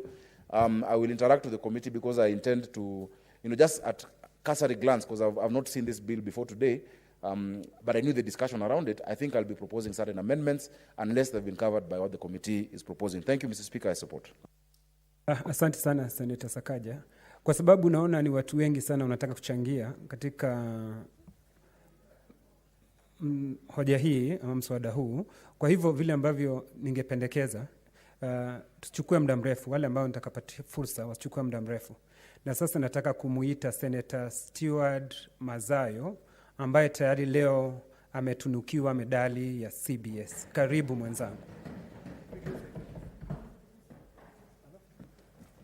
Asante sana Bwana Spika kwa kunipatia kongole. Bwana Spika, vile vile pia mimi kwa binafsi yangu ningependa kumpatia kongole dadangu Seneta mteule Nyamunga kwa kuweza kupewa shahada kama hiyo sawa sawa na mimi. Na nataka pia cha pili pia kushukuru bunge la Senate, kwa sababu nafikiria kama si bunge hili pengine hata hatungepata kuweza kuzawadishwa hii Order of the Burning Spear. Kwanza Bispika, nikirejea hapa mambo ya bunge, nasema kwamba bili ya ushirikiano wa umma na biashara binafsi, Bispika, Bwana Spika, naona ni bili ambayo ni muhimu zaidi katika Senator Stewart Mazayo. Yes. Umekuwa ukirudia mara si moja. Bispika, tafadhali. Bwana Spika, nimesema nisamehe kidogo kwa sababu ulimi unateleza sengine. Bwana Spika, niwie radhi. Mimi pia ni binadamu. Bwana Spika, cha kwanza ni kwamba naunga mkono bili hii. Ni kwamba bili hii inataka kutengeneza sheria muafaka ambao utaweza kuleta uhusiano bora na uhusiano ambao umewekwa katika misingi ya kisheria baina ya umma na watu wafanyi kazi biashara kibinafsi. Bwana Spika, tunaona ya kwamba kwa muda mrefu hakuna serikali yoyote katika ulimwengu, ama Waswahili wanasema kidole kimoja hakiwezi kuvunja chawa. Hii ni kanuni ya kwamba serikali peke yake haiwezi, ama umma peke yake kutaka kutekeleza kitu peke yake haiwezekani, lazima ushirikiane na watu wengine wa binafsi. Tukisema hivi ni kwamba tunaona katika ulimwengu mzima hivi sasa watu wanategemea kuwa na uhusiano na watu wengine, na sisi kama nchi yetu hii ya Kenya, serikali ya Kenya ni lazima izingatie sheria kama hizi za kisasa ambazo kutakuwa na uhusiano bora baina ya umma na watu binafsi. Kitu ambacho tunaona kama mwigo ama mfano mzuri ni kwamba hata tunaweza kuona kama tukiangalia barabara hii inayotengenezwa hivi sasa ya Mombasa kwenda mpaka airport, na imeunganisha mpaka huko Kawangware na ikaenda huko mpaka karibu kupita airport na Mlolongo. Hiyo ni kumaanisha wazi ya kwamba serikali peke yake, hiyo ni kumaanisha wazi ya kwamba kidole kimoja peke yake hakiwezi kuvunja chawa. Na hii ni juhudi ambazo ni lazima sisi tuzitie mkazo na tuone ya kwamba zimekita mizizi ndani ya serikali yetu ama ndani ya nchi yetu, ya kwamba tunaweza kuleta umma na tukaleta wafanya biashara binafsi na wote wakaweza kushirikiana na maendeleo yakapatikana. Bwana Spika, la mwisho ni kwamba hata tunaona siku hizi wakati wowote ukiwa unaenda katika maeneo ya benki ama maeneo ya biashara kubwa kubwa, zamani tulikuwa tunakutana na wale watu ambao ni wamevaa nguo za kijeshi kulinda maeneo kama haya, lakini hivi sasa siku hizi unaweza kuona kazi kama hizo zimeweza kuchukuliwa na wafanyikazi biashara nafsi, ambapo wanashirikiana. Wale wafanyikazi ama wale askari wa pale si wafanyikazi wa pale ndani ya benki, lakini wanashirikiana na ile benki kuona kwamba kunao njia muafaka zinafuatwa na wananchi ama na wale watu ambao wameweka wawekezaji wa pesa zao katika zile benki, na tunaona kwamba mwelekeo kama huo umeweza kuleta faida kubwa katika nchi yetu na katika pia kuongeza biashara binafsi. Kwa hiyo Bwana Spika, mimi naunga mkono bili hii ambayo itatuendeleza sisi kama Wakenya. Asante sana. Asante sana Senator Stewart Mazayo. Sasa nataka kumwalika Senator Alice Milgo.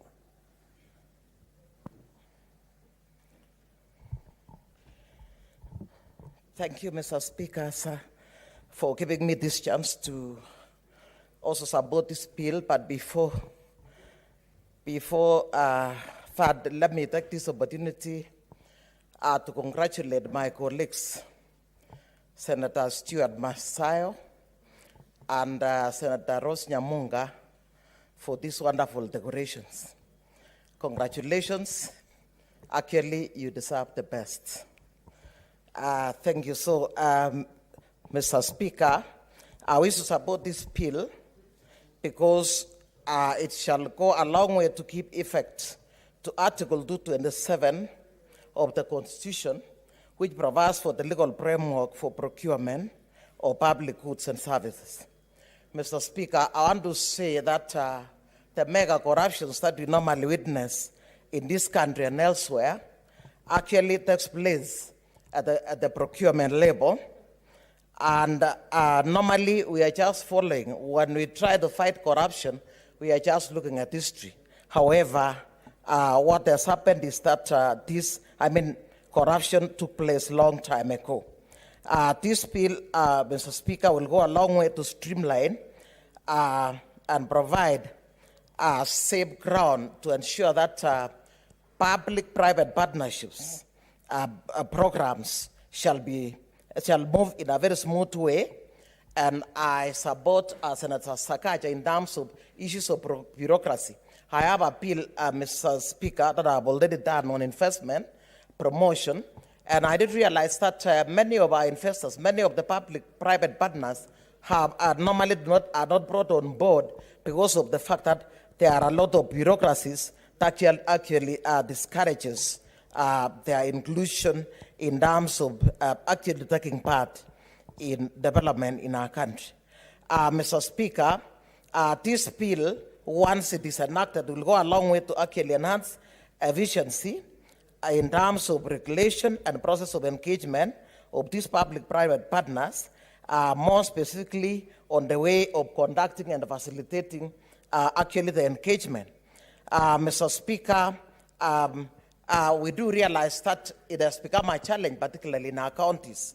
My county, Bomet, for example, can be able to convert the lower part, the Chibalungu area, and the lower part of Bomet East into a very productive area. There was one public-private partner that tried to engage the county, but issues of legal framework became a challenge, and therefore the progress of drilling water could not continue in that particular county because the major plan was to drill water and start growing watermelons and other agricultural food products in that particular area. But this was challenged as a result of the legal issues that affected this private-public partners engagement. Mr. Speaker, I want to say public-private partner engagement shall go a long way to spur development in our country because of the fact that it shall even reduce our debts that we have been engaging as a country. Our country, Mr. Speaker, has been cherished as one of the countries that has got the most progressive constitution because of providing for the county levels of government. However, these county levels of government cannot develop with a faster rate because of the fact that they actually rely on the exchequer provision of funding. And when they try to engage other public partners, it becomes a challenge because of lack of a legal framework. And I think this is a game changer once this bill is ascended to. Mr. Speaker, sir, being chair of education, we have been looking at the landscape of vocational training centers right across the county. And we did realize that there are counties that are already engaging public-private partners. We found counties that have already engaged Germany, they have already engaged Sweden in terms of developing vocational training centers, in terms of starting up startup capital, and even engaging on online training. Mr. Speaker, you realize that provision of skills to our country is one way of actually ensuring that we achieve our Vision 2030, Agenda 2063, and to be able to actually speed up universal healthcare, development of food and good houses in this country, or what I would call the 4-pillar agenda. Mr. Speaker, I want to say these public-private partners that we found had been engaged by some counties actually has provided them with a lot of ideas, provided them with technology, provided them with the enablement to be able to develop very excellent programs in those vocational training centers. And Mr. Speaker, with this legal framework, I'm sure our counties can be able to engage more and more public-private partners in terms of developing projects. We have had many counties that are even having a challenge, especially during the COVID-19. There are counties who not even manage to handle this issue because of lack of health facilities. But with public-private partners, I am sure many counties will be open up to engage public-private partners to develop health facilities, develop water facilities, develop infrastructure that shall speed up even marketing issues as well as development in those particular countries.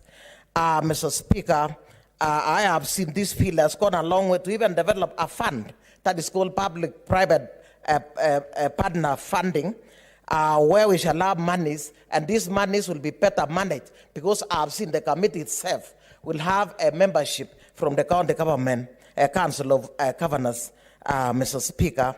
And I think this is one way of actually encouraging accountability and transparency, because in the past, you'd come across counties that actually purport to have engaged public-private partners, but then trying to follow up on accountability, transparency, or whatever they have done has become a challenge.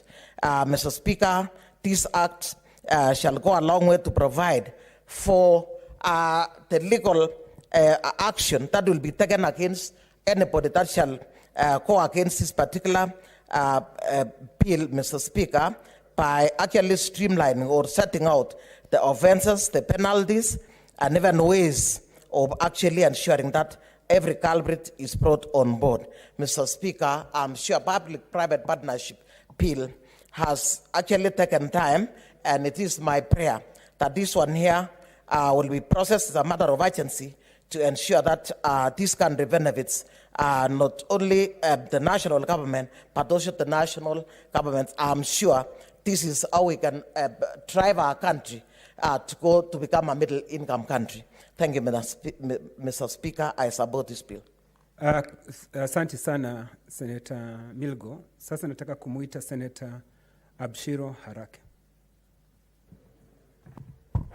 Thank you very much, Mr. Speaker. Mr. Speaker, I rise to support the Public and Private Partnerships Bill, National Assembly Bill number 6 of 2021. Mr. Speaker, as has been said, this is a very, very timely bill, given the number of the infrastructure that we are engaging in as a country, and the need for a good legal framework to ensure that risks are managed both to the country and to the parties that are involved. Of course, public and private partnerships are contractual, have come with a lot of contractual obligations, and this piece of legislation is really timely, especially at this time when we are doing a lot of borrowing to finance the gaps in our infrastructural demands. Mr. Speaker, you know, while this is a very, very timely piece of legislation, not every project lends itself to a PPP. So I hope that we will see in this bill that a robust system of making sure that prioritization or even just due diligence on what really will qualify for value for money when we go the route of public-private partnerships, or could benefit from the traditional way of public or government procurement, so that then we get value for money. Because, of course, private sector is in to make money. Private sector is for profit. And therefore, we must make sure that our due diligence, our prioritization, and our way of doing business in these PPPs takes it into account what lends itself to PPPs and what doesn't. What would give value for money because of PPPs, or what is it that we don't have the capacity or the resources to go through the PPP route. So, Mr. Speaker, I think this is, of course, the benefits of PPPs cannot be gainsaid. It will give us access to private sector expertise. It will give us access to resources. It will give us access to technology transfer. It will give us access, if well managed, to ensuring that local capacities are built, and that the local capacities, once built, then will make sure that the country has a transfer of technology and transfer of the capacities that actually we didn't have before. But that having been said, again, we need to manage the risk of ensuring that government remains responsible to its citizens, even within a PPP arrangement. Because at the end of the day, it's the government that is responsible to its citizen, as opposed to the private sector, who then perhaps is in it for profit, as I said. Mr. Speaker, sorry. At these times in the evenings, usually the Madam Speakers are the ones on the seat. I'm sorry to. Mr. Speaker, again, in transfer of risks, we also need to really make sure that the private sector does not then transfer the risks just to the public sector, and that in the past, I have been part of, I have read a couple of PPP-style arrangements where I have wondered who was there to take care of the citizens of Kenya, who the risks have all been transferred to. As we sat in the Lands Committee, for instance, and we went through myriads of complaints, even in some of the infrastructure projects, we wondered, where does the buck stop? So we would urge and make sure that this bill is robust in the way of ensuring that the government still remains responsible and accountable to its citizens, even within these PPP arrangements, Mr. Speaker.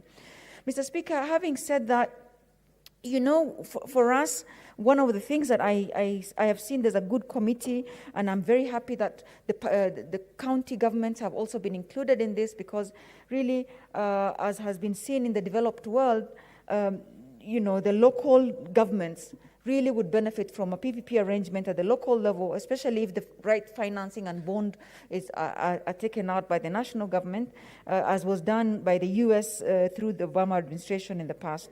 Mr. Speaker, though, one of the things I am, and even though I haven't quite studied this very in detail, is the opportunity for renegotiation. The provisions for opportunity for renegotiations must be very robust in this bill, because PPPs are such that they're heavy in investment, but then there's also quite a lot of things that can change in the period, because these are long-term projects.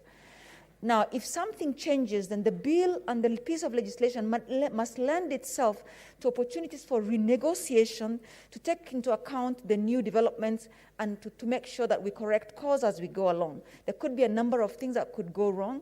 It could be perhaps performance issues with the private sector. It could be change in policy of the government. And so we must see in this bill, or in this piece of legislation, an opportunity for us as Kenya to make sure that we can change course and we can renegotiate that. I don't see it coming out very clearly, but I hope that because we have a very robust committee, and that a lot of the issues around how these infrastructure projects are being managed have been listed. So I hope that aspect is revamped and strengthened a little, so that then we don't have a situation where, should there be changes, should there be variations, should there be force majeure, should there be whatever number of things that can come in long-term nature of this project, that we have a chance to actually then make sure we don't get disadvantaged in any sense. Mr. Speaker, I don't want to say much. A lot has been said, because we do have a lot of business. I will just end there. But one last one, as the vice chairperson of the ICT committee, is also the value of data collected within a PPP arrangement. What normally does happen is that when a PPP arrangement is got into, government will engage and the private sector will execute. In the course of the execution, a lot of data comes to be owned by the private sector. This data then is mined not necessarily by the government, by the private sector. And in the age of data being the new gold, it's about time also this piece of legislation is dynamic enough, this piece of legislation is progressive enough, and is fit for the purpose of today, that certain data protection to benefit the data subject or the data owner, which is going to be the country, that we do not get disenfranchised. A lot of partnerships, even in the ones that are not PPPs, even just looking at the pandemic that we are dealing with right now, a lot of cases where then there's a partnership that has been got into, a lot of data tends to go to the partner that's providing the resources or the partner that's executing. And in this case, what happens that we are disenfranchised, our data is not in our hands, and what do? We then end up not knowing how to do things next time, or not knowing what the value of the data that was created, and therefore who owns that data. With those few remarks, I support and hope that if we can add value to it, we will definitely propose a few more things, but this is timely and will really go a long way in ensuring that we have a good framework for collaboration between the public and the private sector. I thank you and I support. Thank you, Senator Abshiru Harake. Now, Senator Rose Nyamunga.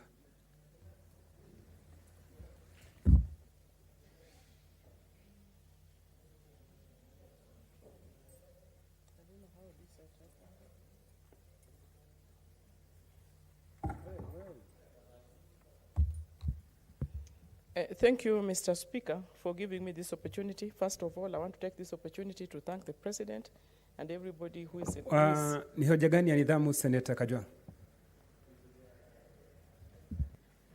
Mr. Speaker, I observed the manner in which Senator Nyamunga took off the honorary sash and bundled it and dumped it on the table. Mr. Speaker, that is a national award. It signifies that she's a hero, that she's done something great for this country. Is it in order for her to manhandle the sash in the manner in which she has manhandled that sash?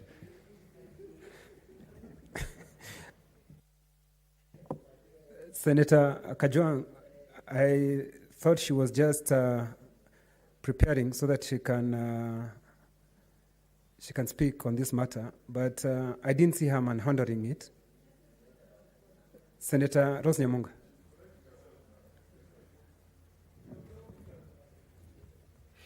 Senator Rose Nyamunga, I thought Senator Sakaja explained the way it's supposed to be done. Something is wrong somewhere. I think that's fine. You're fine. Proceed. Yes. Thank you, Mr. Speaker. You know, some of these things, we are seeing them in a very long time. So we may not be very familiar on how to handle them, but definitely had no intentions of manhandling. Thank you, Mr. Speaker. On that vein, I want to thank the President and everybody in authority who has made it possible for us to get some of these rewards. That's a very high honor, and I'm very grateful to the President of the Republic of Kenya. Mr. Speaker, I think for us to show seriousness, if a bill like this comes to the House, it shows that Parliament of Kenya is very, very serious. A bill of, this bill of a public-private partnership, if you put it together with the bill of county resource development, these two bills, once they are passed in Parliament, it will boost our rate of development. Mr. Speaker, there is no way a national government or one government can develop its country the way it should be done. We need to put our house in order and to make sure that we join and combine efforts. If we don't combine efforts, it will take us much, much longer to realize the necessary development that we need in this country. Mr. Speaker, if the first governors who were put in place, if there was a framework, and I really want to congratulate the National Assembly for passing this bill. It is now in this House. We've had a lot of time to work on this bill as a finance committee, and we are very, very optimistic that members of this House will see it very fit and very important and really urgent for us to pass this bill. This bill, once it is passed and regulations put in place, it is good to have public people, private people working together. But it's also very important that the public is protected. This bill will go a long way to protect the people of Kenya and even the resources of Kenya. Mr. Speaker, if one thing, let's talk about waste management. If there is public-private arrangement whereby we can manage our waste, by this time, I think the country would have been very far.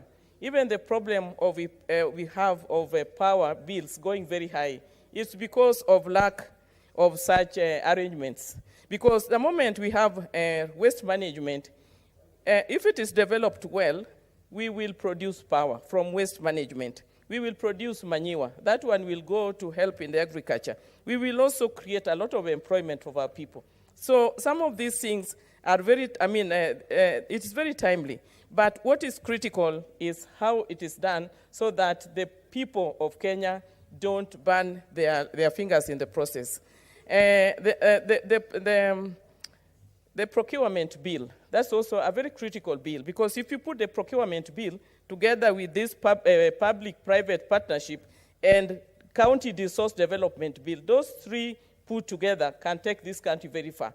If we have a family where we look at only the head of the family to take care of every aspect, there will be no development in that country. But the moment people are apportioned their responsibility, the development comes in very, very quickly, and everybody is on board. Agriculture. The moment this bill is put in place, our agriculture will definitely go up. Because the moment we have public-private partnership, we can have a partner who will bring value, who will bring our input to our agriculture. And by input, for example, in Ahero or in Kisumu County, whereby we are dealing with the rice scheme, the sugar industry, those two industries can be developed to benefit many, many people, and the farmers in those areas will benefit. So in agriculture, we need a public-private partnership. That's why another area. Another area is in transportation, already mentioned by Senator Sakaja. We need transportation upgraded in all our counties. I know now all our youth are on boda. Boda is a good thing, but it should not be our pride that in our country we can only move by boda. By now, we should be thinking on how we should be upgrading our transport system by going for the super buses that once you are in them, you feel secure, and will also control the number of accidents that we have. If you go to some of the hospitals, you will see the number of accidents that are occurring in our counties as a result of boda. Boda is good because it takes you wherever you want very fast, and it has made even business very easy for our business people at the rural level. But the level of damage that is also doing to our people at the same time is critical. So I think the transport system also needs public-private partnership, agriculture, I've said waste management, and housing. There is no county government which will be able to produce or to build enough houses to take care of their citizens, or even as a nation. If you go to the development world, I think most of this housing that we see out there, they are under a public partnership. So I think I want to encourage the National Treasury, the national government, to make sure that once this bill is put in place, it should be fast-tracked so that we start gaining or getting accruing benefits from it immediately. It's not one bill that we want to put in the shelves and forget about, because it will fast-track our development, it will bring a lot of employment to our young people, it will help us, even in the agenda for the president, where we have industries, we have agriculture, food security, we have housing, and any other agenda, and even infrastructure. It's already mentioned that for us to have proper infrastructure, the government can't do it. It's very expensive. For example, even the expressway that we have, it's a very expensive project, but it's going to improve this city. Everybody will see the benefit of the expressways. Now we can criticize it, or we can talk negatively about it because we look at it politically. But for me, I'm looking at Nairobi 50 years to come. I'm not looking looking at Nairobi of today, where we have our politics, and whatever which is done, whether positive, people must make sure that it is negated so that we get our political mileage. It is not about getting political mileage. It is about giving the people of Kenya the development that we need. So this is a very timely bill, and I would like everybody to support it and make sure that it is passed, taken to the President for assent, and to be put into practice. I thank you, Mr. Speaker, for giving me the opportunity. Asante, Senator Rose Nyamunga. Senator Moses Kajwang. Mr. Speaker, I rise to support this bill, and I take note that this bill has come from the National Assembly, and in the good manners that was established by the High Court, it has been brought to the Senate because it is a bill that concerns counties. Mr. Speaker, this bill proposes to annul the 2013 Act and also makes a few amendments to that Act, including a few institutional reorganization and broadening certain issues that were a little bit amorphous in the earlier bill. Mr. Speaker, our governors have complained that the existing framework for PPPs in the country is one that inhibits rather than encourages public-private partnerships. And in this bill, I do hope that their views were taken into consideration, and I have no doubt that the Finance Committee of the Senate that has submitted a very detailed report to this House took the views of governors who are the people with boots on the ground into consideration to ensure that what we have as an amendment is one that will help them to facilitate public-private partnerships in those counties. Mr. Speaker, looking at the portal that has been put up by the PPP unit, which this bill seeks to redesignate as a PPP directorate, I can see that there are about 64 projects that this unit has considered. Of the 64 projects, only 6 of them are post-procurement, and 18 are at procurement stage, while 40 are at pre-procurement stage. If you look at that pipeline, Mr. Speaker, it tells you that it takes a long time for projects to mature through this PPP pipeline. When you look at the projects that are in post-procurement stage, they relate to the roads annuity program. And Mr. Speaker, I think the roads committee owes this House and the nation a detailed explanation on why the roads annuity program collapsed, because it was the basis upon which the promise of 10,000 roads were delivered. And some of those 10,000 kilometer roads was made, and those roads were traversing each and every county. And Mr. Speaker, even me, when I go back to my county, people are asking why the annuity roads program did not take off. There were significant challenges, and I do believe that part of it was the contracting arrangement and the fact that money was coming from the private sector to provide a public good. And an assessment of the annuity roads program, its success or its failure, would inform us in ensuring that we have the right laws to guide PPPs. Another project that is at post-procurement, Mr. Speaker, is the Lamu Coal project.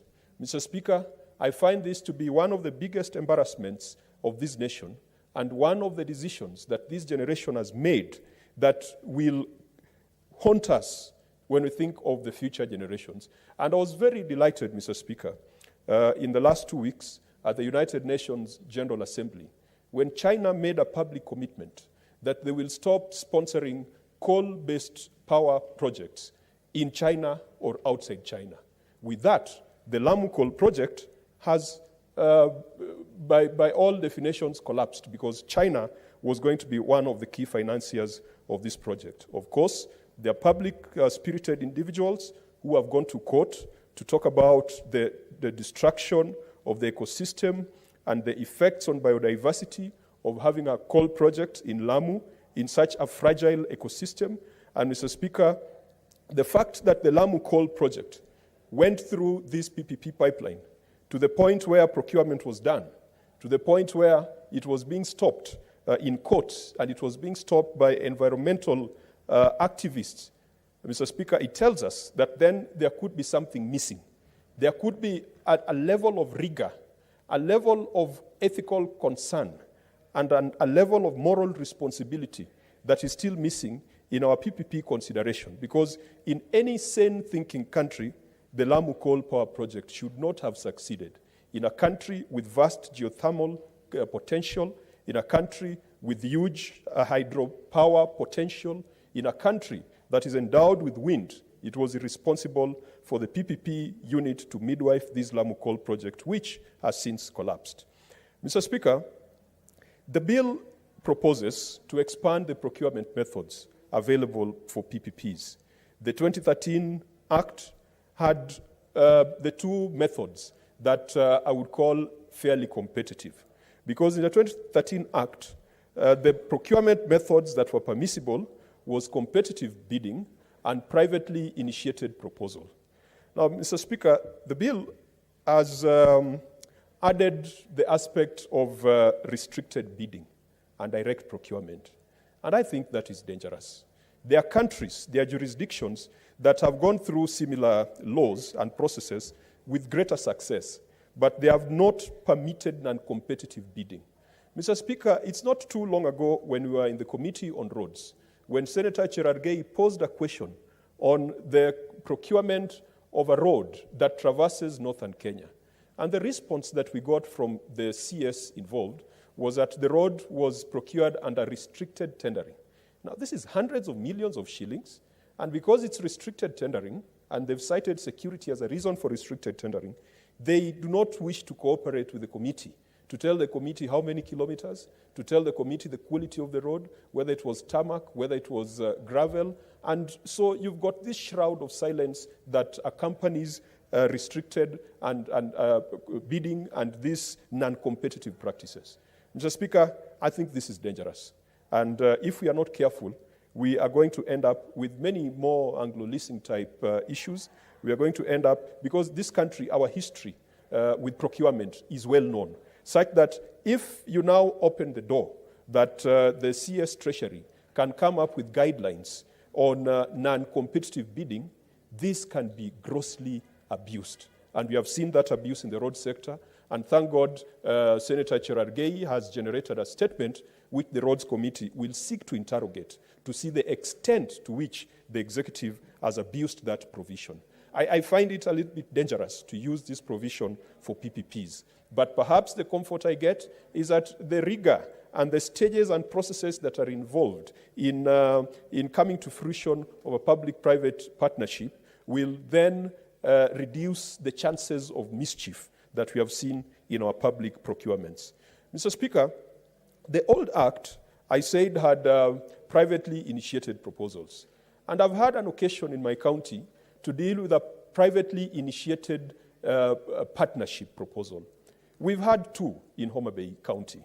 The first one happened around 2013-2014, when the first governor of the county was elected. And Mr. Speaker, it was an age that perhaps only Dickens could have put in words. It was a time, just as in that wonderful book by Charles Dickens, A Tale of Two Cities. It was a time of hope. It was a time of great expectations. Mr. Speaker, every governor would come up with great projects that they were launching. In my county, Governor Cyprian Awiti, in his characteristic style, launched the 560 billion Agri-City project. And Mr. Speaker, at that time, the national budget of the Republic of Kenya did not exceed 2 trillion. And so he told the people of Homa Bay and the people of Kenya that he has found a private investor willing to inject 560 billion Kenya shillings into the economy of Homa Bay County. That was going to provide low-cost housing. It was going to set up industrial complexes. It was going to ensure there would be roads. It was going to kill us with development. Mr. Speaker, 7 years down the line, nothing has happened. The only thing that has happened is that the Ethics and Anti-Corruption Commission is investigating claims that 200 million shillings was stolen in the process. And you see, Mr. Speaker, without a clear legislative framework, any person with a skin lighter than mine who shows up in a governor's office and masquerades as an investor, Mr. Speaker, the nation has now been treated to the antiques, even though it is all in comedy and fiction, the antiques of a gentleman from Democratic Republic of Congo, the guy who uses several tricks to convert paper into money. And the young people can tell you the antiques of this gentleman who, to use the words Ngamwaya Chemical, these are the same kind of fraudsters that have been coming to county government offices. How could a right-thinking county government with a budget of 6 billion then announce to the world that 560 billion was coming? That was a clear setup for a con. And Mr. Speaker, I want to urge the EACC to expedite its investigations and tell the people of Homa Bay the truth, whether indeed 200 million shillings was stolen from the county government of Homa Bay. And if indeed it was, then those who were in office at that time should be held culpable. Then time passed, Mr. Speaker, and we were heading into another competitive election. We then had another PPP. This time, the first one of Agri-City were investors from Oman. This time we had investors from Turkey. Mr. Speaker, the investors from Turkey came and promised they were going to build a 3.8 billion level 6 hospital with 210 beds, and that the completion of the project would be within a year's time. Mr. Speaker, the governor went there with his with the executive committee, with a caterpillar, and they broke ground. That was in 2018. To date, the Homa Bay County Teaching and Referral Hospital is described by almost everyone as a death chamber. Of course, I've visited it, and I think the public is a little bit unkind because you don't judge a book by the cover. The exterior is very decrepit, but inside, there have been some little improvements. But what we have not seen is a 3.8 billion PPP project that the county had promised. Mr. Speaker, as a senator of Homa Bay, when the 3.8 billion PPP project was announced, I became skeptical following the Agri-City scandal. And so I visited the PPP unit at the Treasury. And I can tell you, Mr. Speaker, that unit has got some of the sharpest and brightest young men and women this republic has within the investment circles. They put me down, and they gave me the procedure prescribed in the Act for publicly initiated proposals. They told me very clearly that what had happened in my county was nowhere close to a PPP, because some guys from Turkey came and had a conversation with the governor, and they got excited, and the next day they launched and announced. That is not a PPP.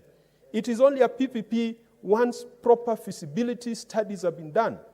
Technical, financial, ecological. You have to look at the entire breadth. You have to look at issues of sustainability. You have to look at issues of value for money. And so, Mr. Speaker, for any governor who wishes to cut corners in rushing to sign contracts with foreigners or with people who come to them simply because they've either bleached their skin or because they have of a lighter complexion, so everyone thinks they're investors, we must remind them that this law, that this House hopefully will pass this afternoon, will be the yardstick with which they will be measured.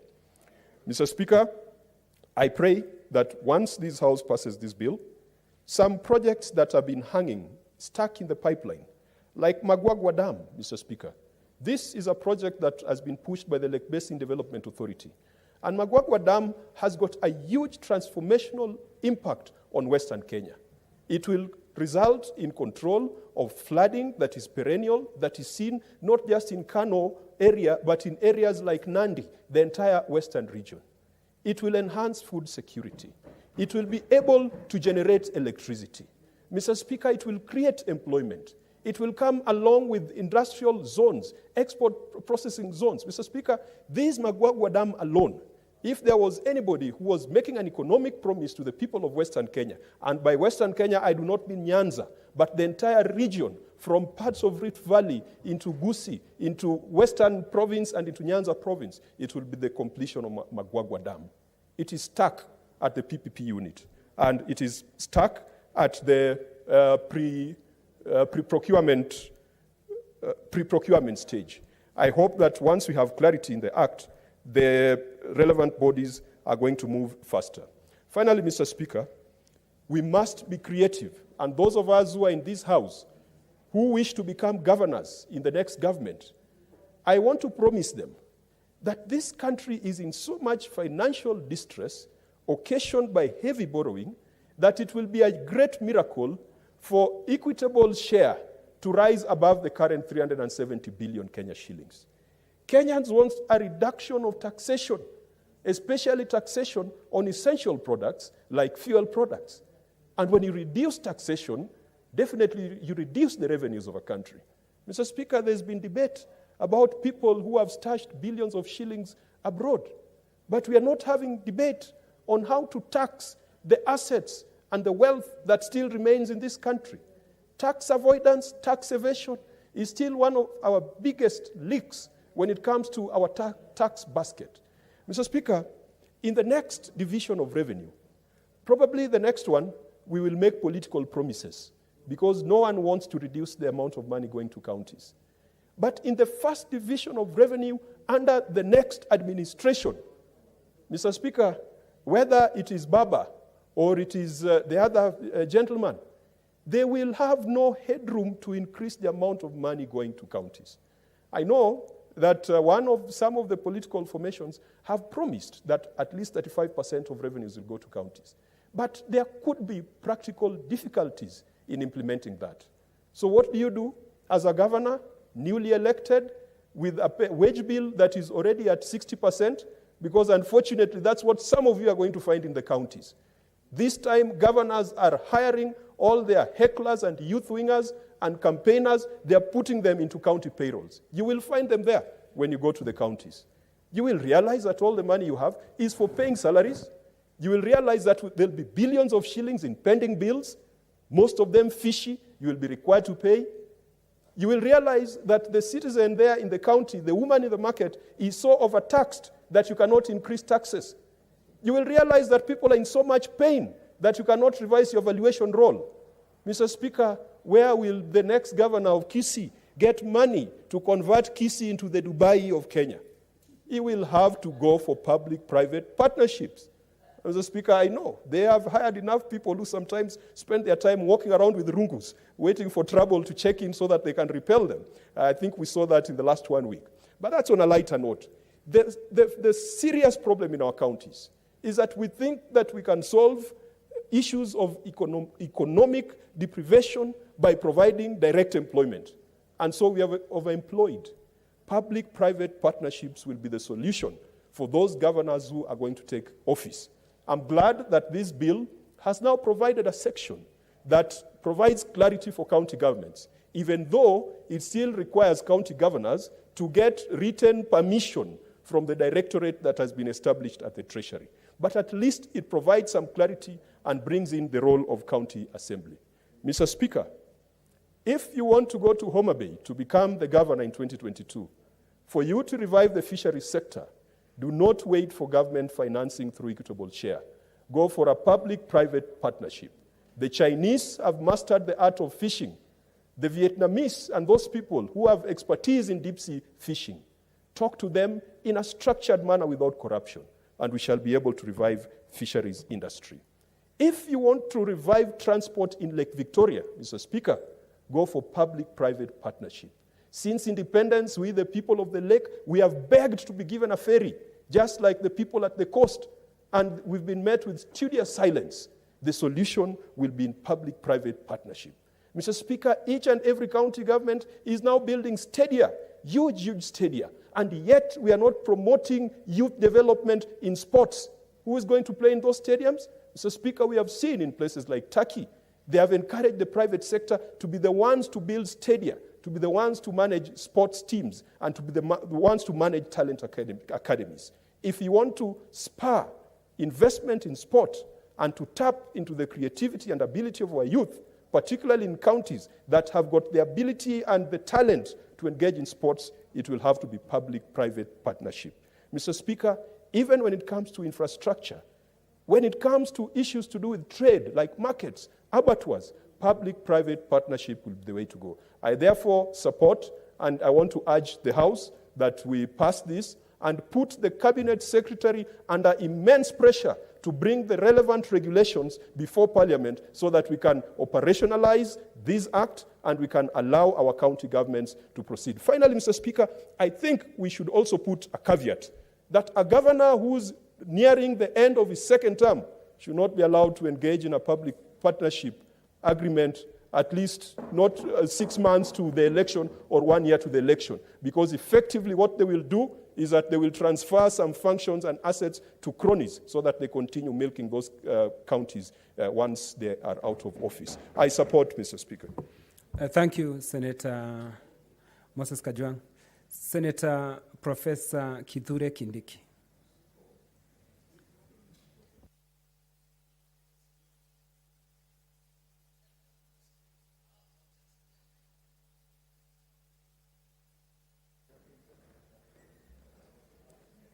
Mr. Speaker, I apologize. Mr. Speaker, thank you. I support this bill for the following reasons. Number one, this bill provides a legal framework to enable the private sector to participate in national development. Secondly, it strengthens the existing secretariat, the PPP Secretariat or PPP unit, which has been in existence for many years, headed by Mr. Kamau, who is the secretary. But unfortunately, they have never pushed through a single project to conclusion for the last 10 years. So we hope the new institutional framework will speed up the process. Thirdly, Mr. Speaker, sir, this bill will remove the opaque nature of procurement processes with regard to public-private partnership. Mr. Speaker, sir, it will not be an overstatement to say that a lot of development corruption has taken place in the guise of pushing for PPP projects.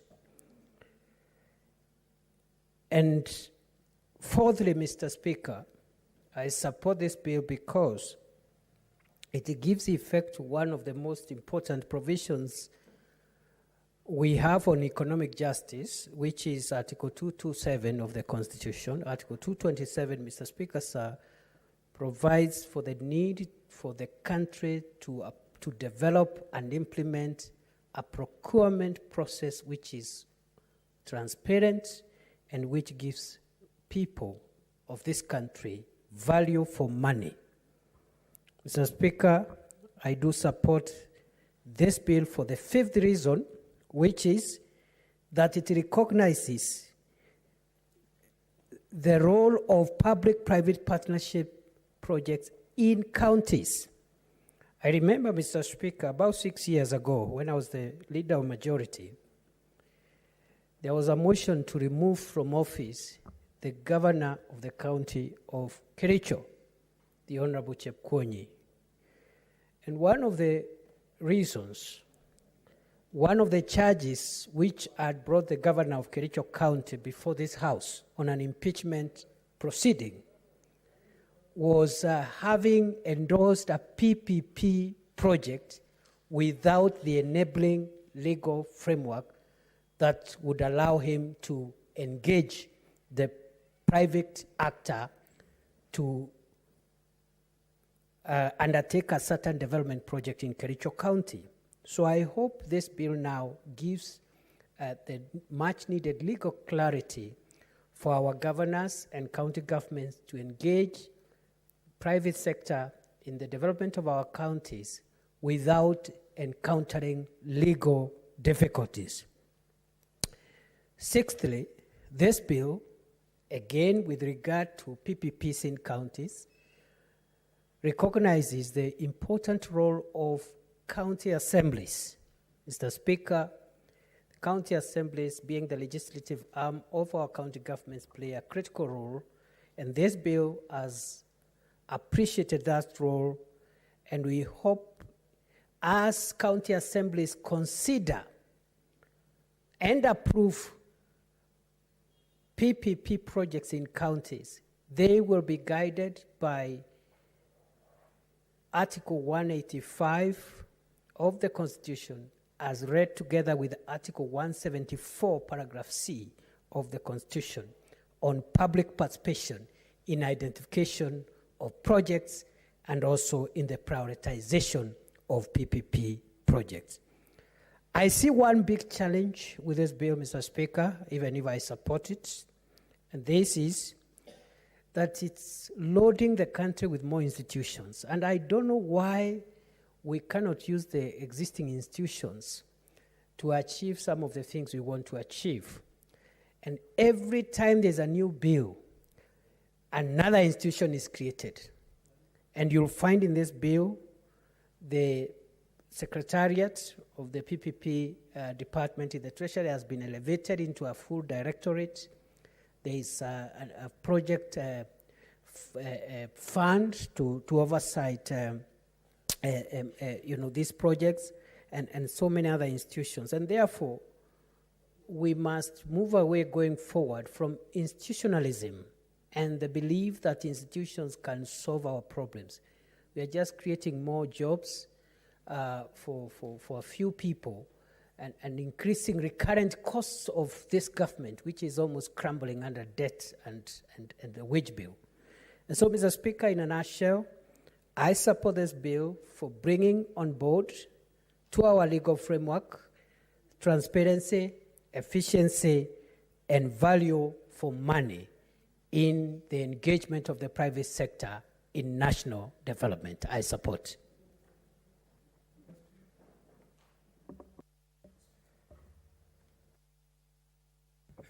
Thank you, Professor Kindiki.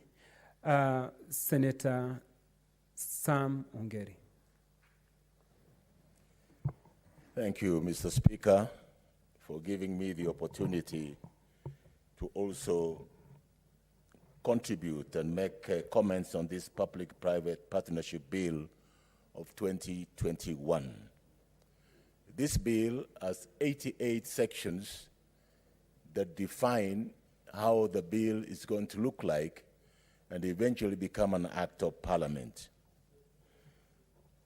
One of the things that is attractive in this bill is provides a long-term contract between a private party and a government agency for providing a public asset or for providing service to the public entity, whether it's a national government or a county government.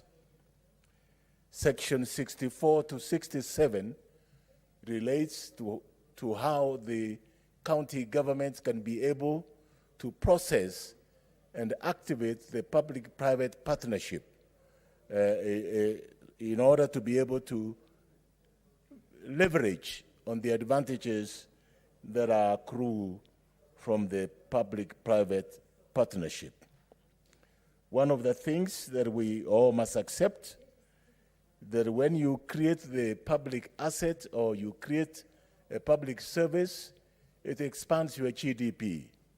And therefore, once your GDP is expanded, the likelihood of creating employment opportunities is very high. One of the attractions, again, with this PPC, the P3s, is that the private party bears a significant risk and management responsibilities. And this has already been assessed according to the World Bank report of 2012, that indeed the risk that is taken by the private sector may not be a risk that can also be undertaken by the public sector. We know that any government, whether national or county level, would need extra resources that are not being provided for in the budget. Our budgets are restricted because of the nature, Mr. Speaker, of the taxes that have been levied on people, and therefore the collections cannot be beyond a given market, a given mark. And it's important, therefore, to be able to look for extra resources elsewhere to be able to advance the development agenda of a national government or a county government. Therefore, it's very attractive and indeed a very good idea, because we know and we have witnessed that one of the reasons why we prefer the public-private partnership, because the private sector is able to galvanize participation in providing extra resources and dormant funds that are lying in pension funds, lying elsewhere in some other funds which have been kept away, waiting for an opportunity to be able to invest in some bankable projects that one can be able to do. And therefore, I agree with that concept that because the private sector is able to galvanize those funds, bring them on the table, be able to reduce public sector administrative costs by entering into a PPP, and it allows the risks to be shared and also reduces the problem of public sector budget constraint as well as public sector which possesses a very high mobility in being able to achieve the objective within a given timelines that has been set by the agreement. It's important to also note that one of the essential elements that must be adhered to and must be agreed upon is the question of the stages of establishing the PPPI. The PPP, not the PBBI. The PPP, the 3 Ps, is domiciled in the National Treasury, where you have a secretariat now which is going to be expanded to form a directorate, with the Director General as the person who is in charge of that secretariat. We have also seen in the bill somewhere else where they have captured that there will be a representation by the Council of Governors by two governors to represent the interests of the county governments, of the 47 county governments in that government. The innovative aspect of this bill is the provision that the county assemblies will be required to be able to pass an agreement or any proposals being made in respect of the public-private partnerships. And therefore, they will have the first opportunity to be able to pass that element. The uncomfortable bit of it, Mr. Speaker, is when they have to seek permission from the National Treasury.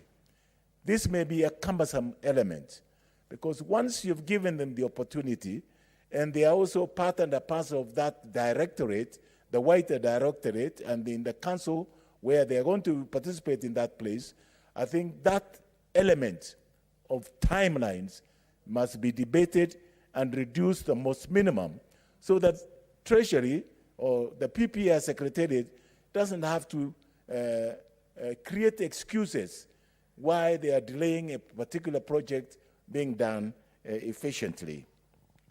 I must say, the county governments today, one of the most essential elements that needs to be provided for in the county government, and the resources being devolved to the county governments may not be sufficient, is the issue of water. Water and sanitation are such critical factors in the county governments that need to have additional resource to be able to meet the demands of water provisions to our populations at the county level. And these are direct bearing on health status of a county. Water is life, and without water, many people suffer of very many other communicable diseases that will require minimum sanitation levels to be able to clear them. In fact, some of the costs on health expenditure can be reduced by 50% by just a provision of water and maintaining a certain level of sanitation for that county, and people will be able to be very happy, and people will be able to accept that they have been able to achieve certain milestones just by the provision of water. And I believe the public-private partnership in the area of water provision in the county governments will be one such noble aspect of the projects that will need to be invested in and be able to get results, better results, and very good yields because of that approach that we may have adopted.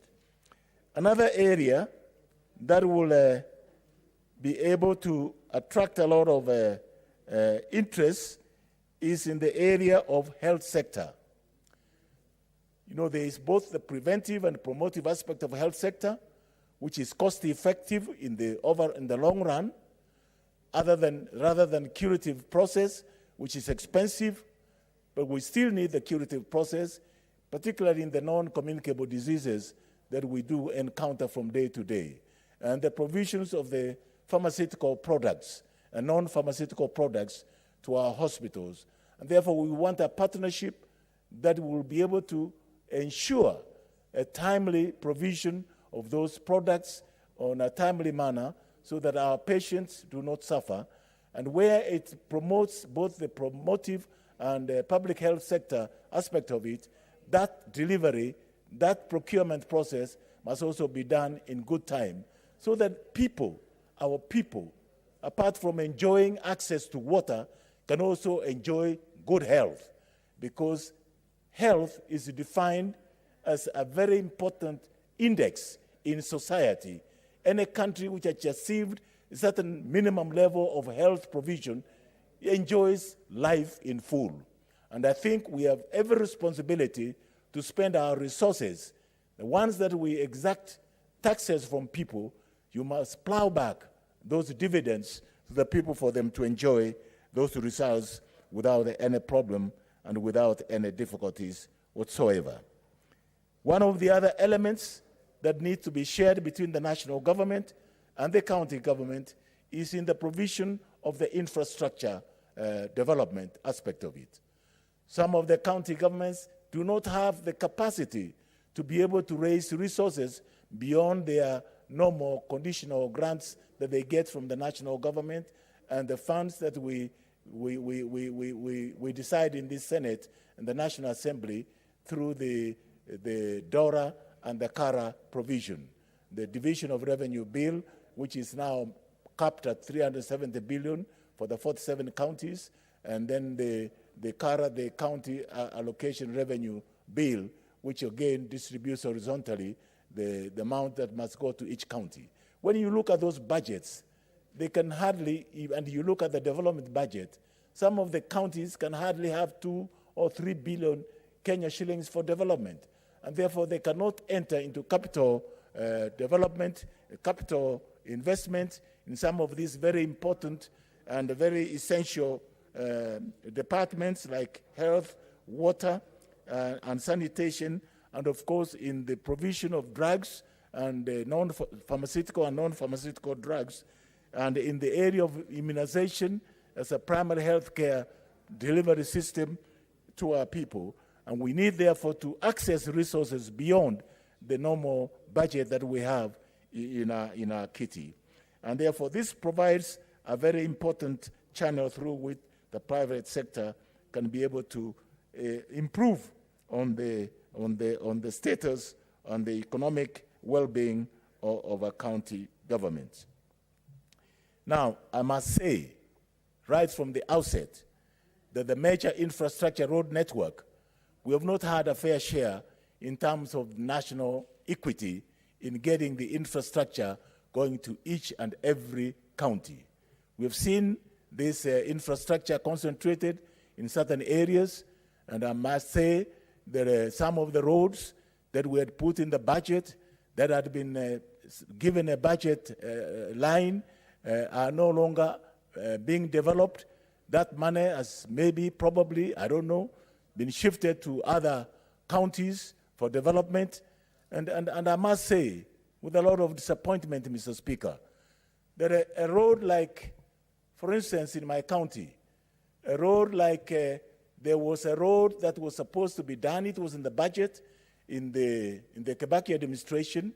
We managed to get it back in the budget in the current government's administration. Kemera, Amabuko Road, coming to Keroka, going to Ibacho, on to Kiamukama and to Nyacheki, and then another branch coming from Ibacho going to Birongo has not been done. And it's nowhere, anywhere, even in the current budget. And yet it was there in the budget, there was a provision made for it. And it's my expectation that such infrastructure, because this is money that has been accessed externally through public, either through public government-to-government arrangements and the borrowings, and therefore we are entitled to that kind of section of infrastructure. We have not seen it. The Sosera corner, Nyantrago Road has not been done. It's just stuck. The one from Ekona, Ramasha to Masimba, connecting Gesusu Road, has not been done. The road network in Yaribari Church is not completed. The road network in Bomachoge Church has not been completed. And the road network in Bomachoge Boraba has not been completed. Leave alone the road network in Bonchari, which is already to a certain extent been done, but more so the north Kitutu and South Kitutu has not been done, and within the city center.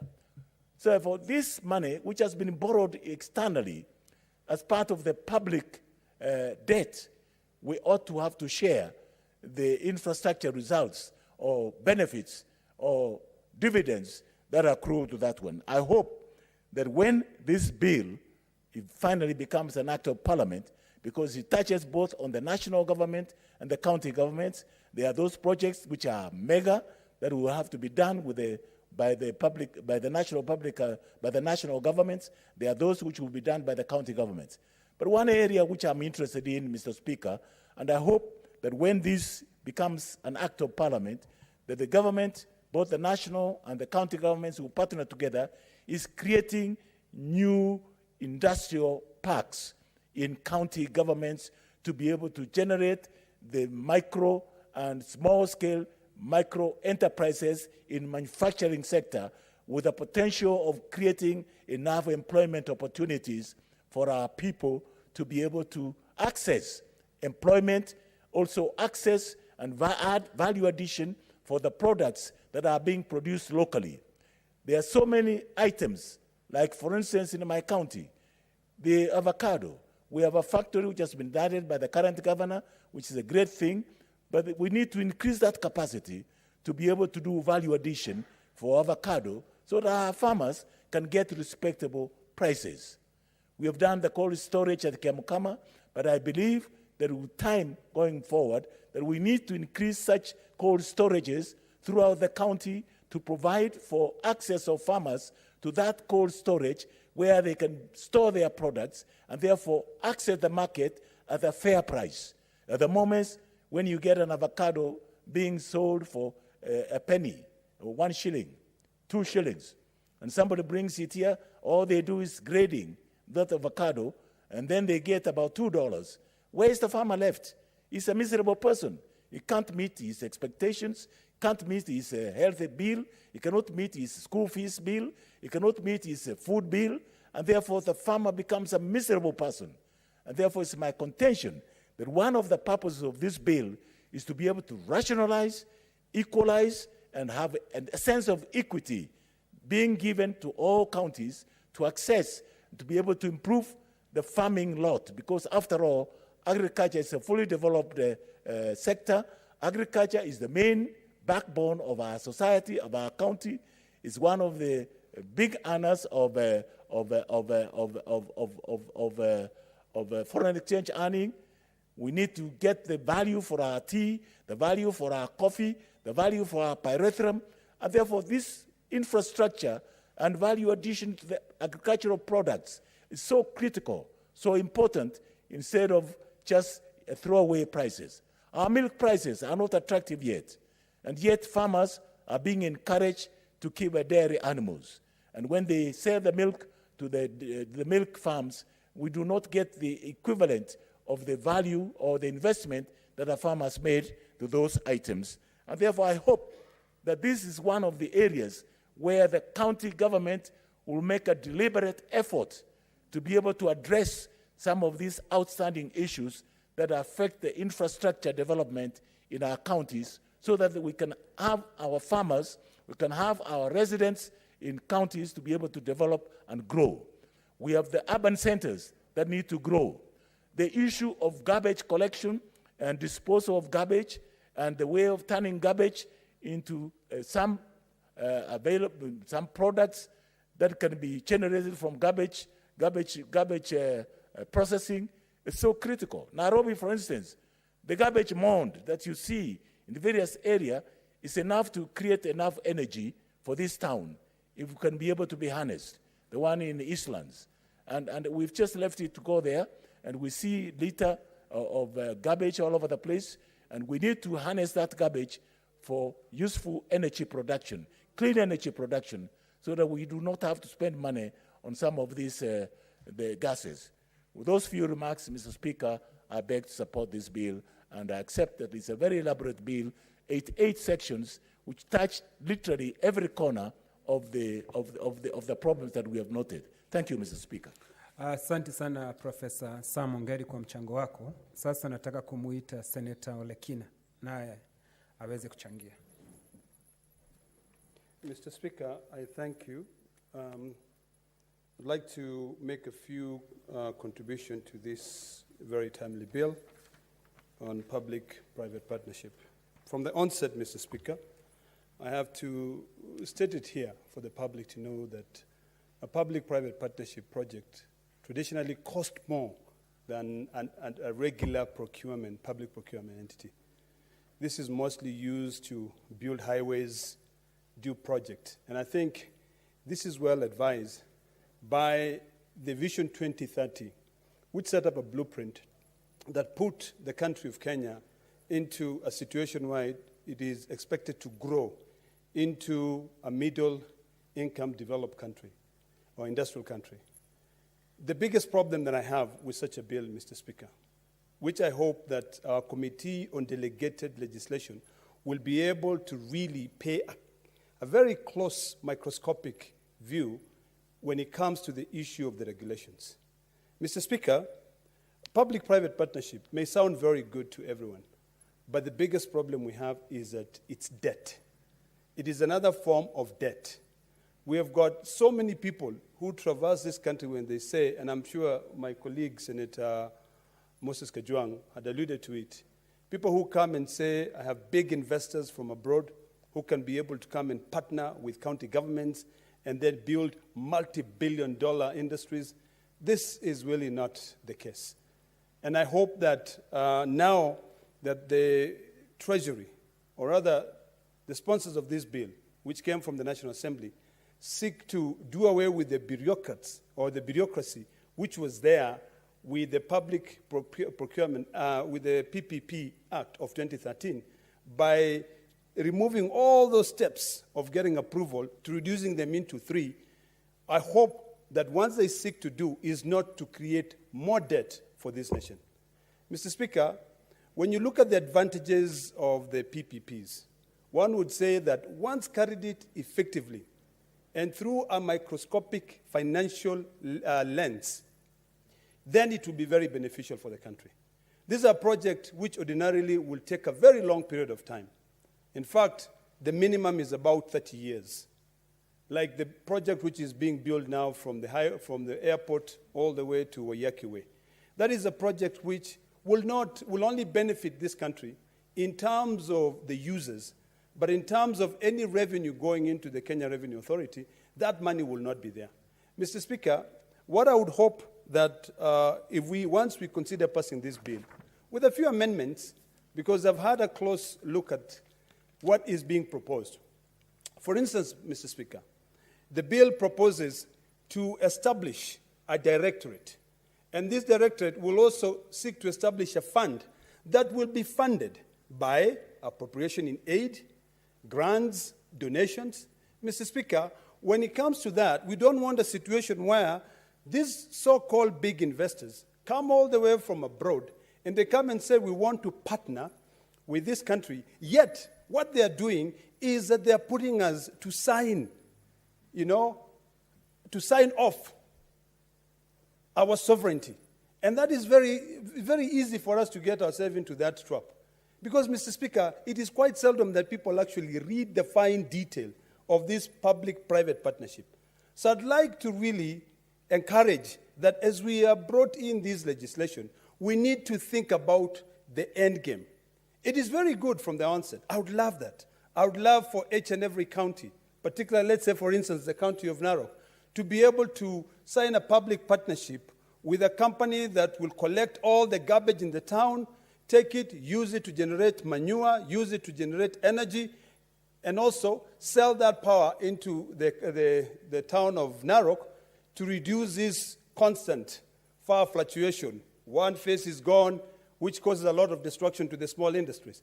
But if we do that, we've got to really think about the sustainability. Will this be another burden to the public? Because, Mr. Speaker, there are people who come in and say, we have a particular good project, we have financiers to be able to come in, so long as we get a guarantee from the Ministry of Treasury. Now, what this bill is seeking, it is seeking now to also involve the county governments, because the Public Partnership Act of 2013 did not envision the county government seeking these partnerships. But now, every county wants to develop, and I'd be very skeptical. I'd be very careful in allowing county government to sign these contracts without direct supervision, without a fine microscopic lens on the terms, on conditions of this public partnership. Because some people might actually be doing it to enrich themselves, to better themselves. They might be signing off. They'll set up companies in Mauritius. They'll set up companies in Singapore, everywhere. But when it comes to the longevity of this project, you'll find that it may end up having to cost the public. I like one aspect of the bill, that any project which is said to be developed through a PPP, the implementing partner must set up a company. That company must have the support. It must have, let's say, for instance, Narok County as a minority shareholder. But what happens with these majority shareholders if they choose to change the ownership of their company and they get approval without really setting up the terms and conditions as to why they are changing?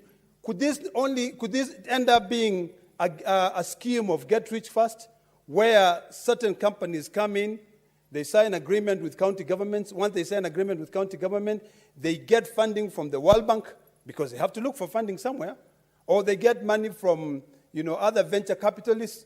But then within a short time, when even the project is not completed, because there is a guarantee by the exchequer of this republic or by the treasury of each and every county government, they take off. They have made their money. They have not completed the project. So, Mr. Speaker, as we support this project, because I think they're good for the country, it will enable us, let's say, for instance, to have projects like roads, infrastructure development. It will enable us maybe to bring in competition in the power sector, where right now the monopoly is with Kenya Power. But we have to be very careful that any project we are doing, there is a capacity to understand the veracity of the project, the viability of the project, and that it will not end up being a big risk to the public. Because it is debt. Whichever way you look at it, it is debt. Any private-public partnership that comes in, there are three sources of financing. One is debt, the other one is equity, and the other ones are grants. Are these grants supposed to be repaid, or are these grants which are just given to be able to support that project? So, Mr. Speaker, as I support this, I'd want us to be very, very careful so that we don't end up overburdening our county governments. The national government is already overburdened, Mr. Speaker.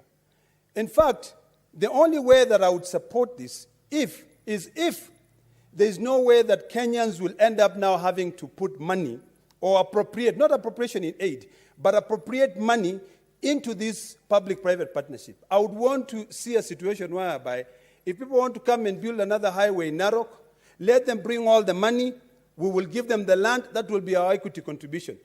And this issue of becoming a minority shareholder should have actually be either a 50-50, because when you say that the locals, or rather the local governments or the partners should become minority shareholders if they're not putting in the money, you have to look at the long-term effect of this project, of this public-private partnership.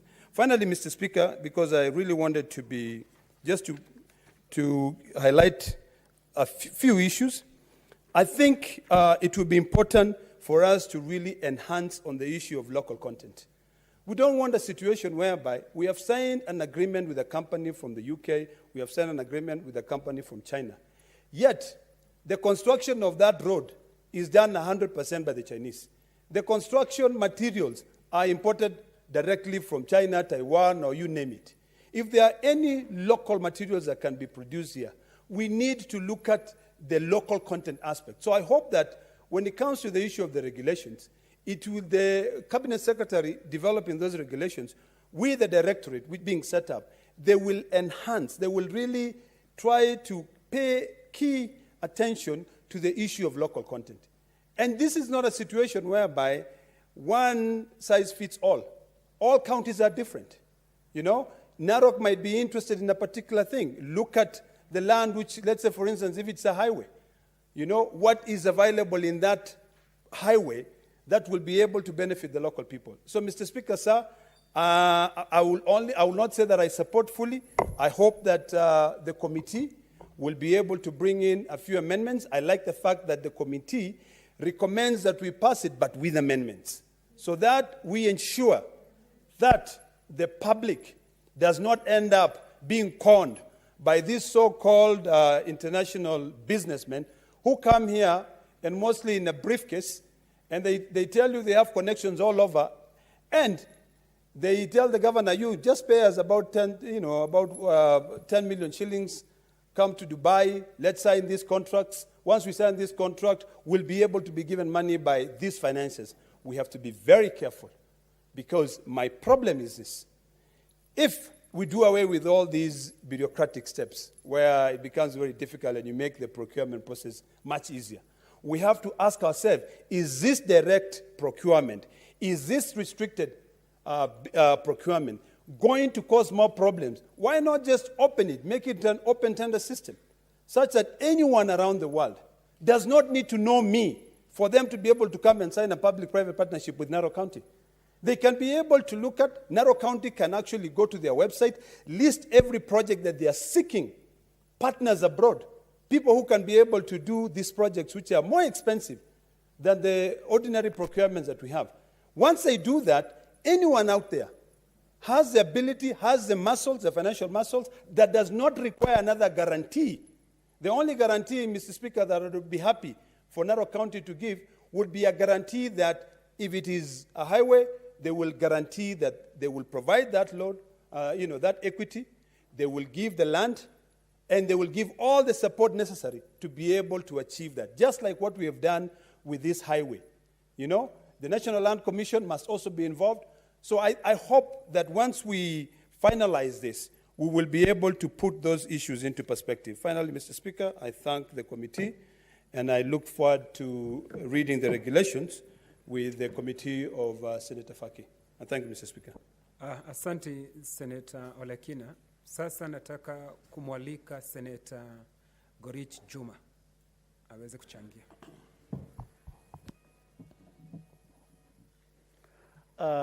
Asante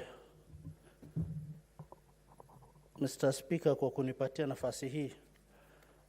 Mr. Speaker, kwanza kabisa kabla sijaenda kwa mswada huu, ningependa kuchukua nafasi hii kukupongeza kuwa katika baraza la maspika ya nyumba hii, na pia ningependa kukupongeza ya kwamba wewe umeendesha nyumba hii kwa lugha ya kitaifa, lugha ya Kiswahili, ambayo si rahisi kuendesha katika lugha ya Kiswahili.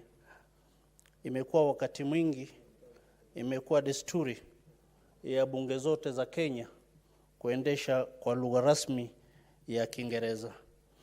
Nikienda moja kwa moja kwa mswada ambayo uko mbele yetu, kubinafsisha shirika la umma, kupata mswada huo hakika imekuja wakati mzuri kabisa, sababu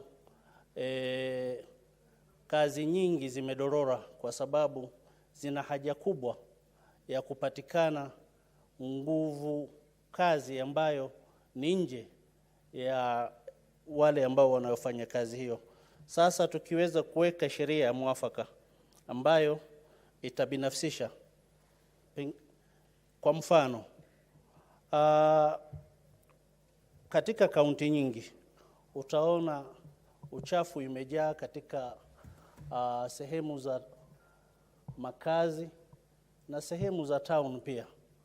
Tukiweza kubinafsisha na tukipeana shirika nyingine na iwe na sheria kama hiyo, kwa kweli kazi hiyo inaweza ikafanyika vizuri zaidi, Mr. Speaker, na kupatikana kwa sheria hiyo kwa wakati huu ni mzuri. Mr. Speaker, ukitembelea hospitali katika sehemu nyingi ya makaunti utakuta hospitali hizo ni chafu. Kwa hakika kama tunaweza kubinafsisha ile sehemu ya kufanya usafi peke yake ili iweze kuchukuliwa na watu wengine waweze kufanya hospitali hiyo, hakika tunajua tutapata hospitali safi na tutapata nguvu kazi ambayo careful. Somebody can be a president doing a public-private partnership with other countries, but maybe is the person himself as a natural person that is doing that transaction, yet he's committing the country. And I want to agree with my brothers who spoke that even governors who are coming at tail end, we should also not only on governors 6 months before the exit of, even the presidents, even maybe 3 months or 6 months before a president exits the second term, Mr. Speaker, they should not still have those powers to continue committing us, because they can commit us to something that benefit. And there is a country called Jamaica, Mr. Speaker. They allegedly, they have committed their country to trillions and billions of US dollars for 70 years. So you can imagine if a president who is exiting today, His Excellency President Uhuru Kenyatta, decide to commit to something that will be taken 70 to 100 years, Mr. Speaker, it will be unfair to us and the future generation. So, Mr. Speaker, on the audit of this, And we must get value for money. You remember yesterday, as I conclude, Mr. Speaker, to allow the majority leader to reply, is yesterday we were even asking the value of money in Gamia 1 project, Mr. Speaker. And you have seen even we have invested a lot for the last 9 months under PPP, because there are people who have even generated to billions of shillings to the Gamia 1 project in oil exploration in Turkana, Mr. Speaker. And even the wind power that Kenyans were defrauded over 80 billion Kenyan shillings. Mr. Speaker, it was done under PPP agreement. When we asked the CS, who was just seated across me, they could not have tentative answer. Even we must also protect the private sector and provide the government. Because the private sector, through the PPP agreement in Gamia 1 oil exploration for 9 years, those explorations have not been done. So the PPPs that we are talking about, Mr. Speaker, is that we must be able to report to that, Mr. Speaker. In this, Mr. Speaker, the majority leader is insisting that I finish. The number and types of values of public-private partnership tenders that have been cancelled, I think we need to be careful on this one, Mr. Speaker. Because sometimes, that is why I said we need to due diligence. This is my last point. If a company is domiciled, for example, in Italy or in US, we need to do due diligence so that they don't bring a bankrupt government, then you cancel, then they take you to court and you pay for that money, Mr. Speaker. So in all, I hope to see this in the committee of the whole to bring the necessary amendments, but I want to say that we need to support this not only in the interest of national government, but in the interest of the county governments to expand opportunities and to ensure it is not only protecting devolution, but to expand opportunities for our devolved nations, for devolved counties. I thank you, Mr. Speaker, for this opportunity. Asante sana Senator Cherargei kwa hayo majadiliano. Kwa sasa nataka, kwa sababu hakuna seneta mwingine ambaye angelitaka kuchangia katika hoja hii, sasa ninataka kumuita ambaye alileta hoja hii kuweza kujibu.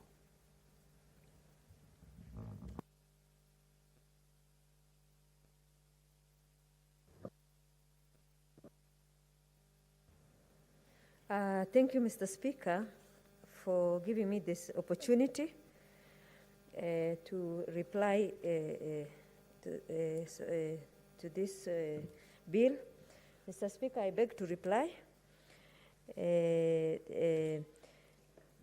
I also wish to thank His Excellency Uhuru Muigai Kenyatta for being in the forefront in ensuring that infrastructure projects in this country are fast-tracked, and that whatever borrowing that we did, it was really, worth it, and the kind of level of the infrastructure development that this country has experienced for the past, at least, let me say, 9 years, or more so in the last 4 years, has been immense. So, and Mr. Speaker, we just need somebody to continue with that legacy, to ensure that this country is developed and Kenyans will see the benefit of those projects, Mr. Speaker.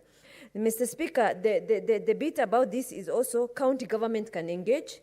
Mr. Speaker, I want to assure senators that who have shown that there is a concern about in terms of feasibility, that directorate, Mr. Speaker, it will have people who are skillful, and whether the project is undertaken by the national government or the county government, that team will scrutinize to do the financial feasibility, technical feasibility, and other, requirement to ensure that that project is delivered. The good thing about this project as well, Mr. Speaker, nothing stops a Kenyan who has the capital, technical skills, and ability to perform that project from performing.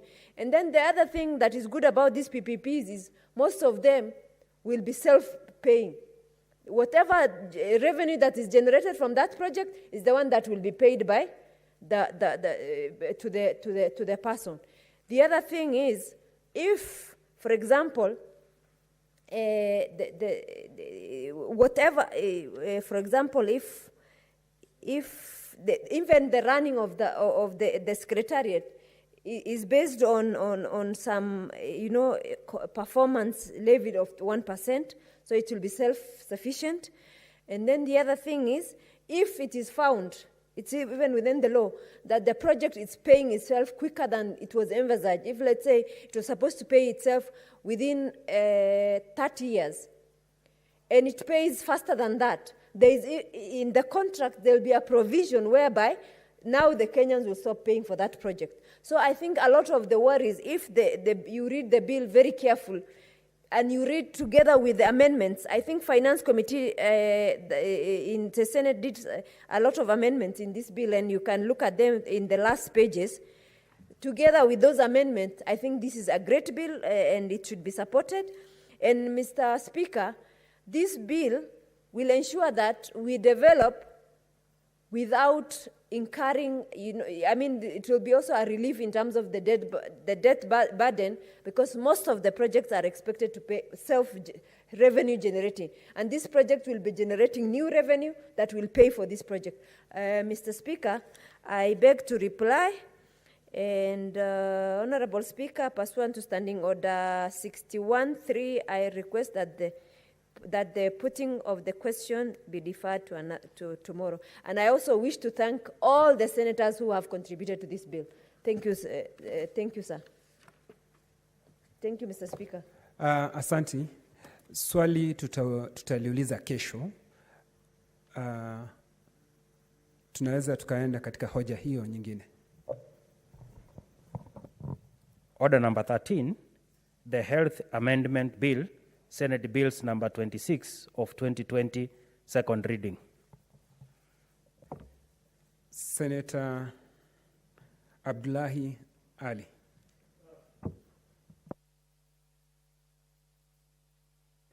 Thank you, Mr. Speaker, sir. Mr. Speaker, sir, pursuant to the provisions of Standing Order 141.1 of the Senate Standing Committee Standing Orders, that the Health Amendment Bill 2020 be now read a second time. Mr. Speaker, sir, before I delve into the content of the bill, I would like to give some background information on the issues affecting human resource for health. Mr. Speaker, sir, the management of human resources for health has always been a matter of concern in this country. The management, the pre-devolution, we used to have problems all along, every time, of people striking, especially in the health sector, and it has continued to date, even after health was devolved, Mr. Speaker. Although after devolution, the key purpose, which was to bring service closer to the people, the challenge that faced this category of public officers has also increased post-devolution, Mr. Speaker. The delineation of functions between national and county government under the Constitution resulted in human resource for health being recruited at both the national and county level.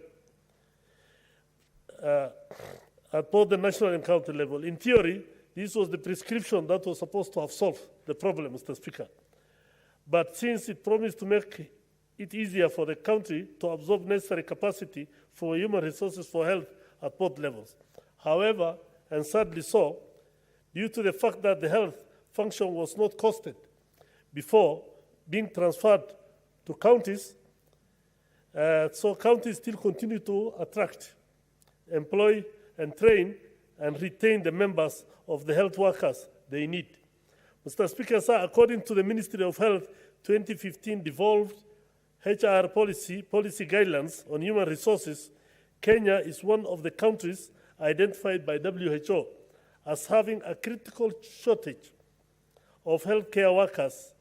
This shortage is markedly worse in the rural areas where understaffing levels of between 50 and 8% were documented at the former provisional and rural health facilities, Mr. Speaker. Mr. Speaker, sir, those of us from rural Kenya really suffer the effects of this shortage.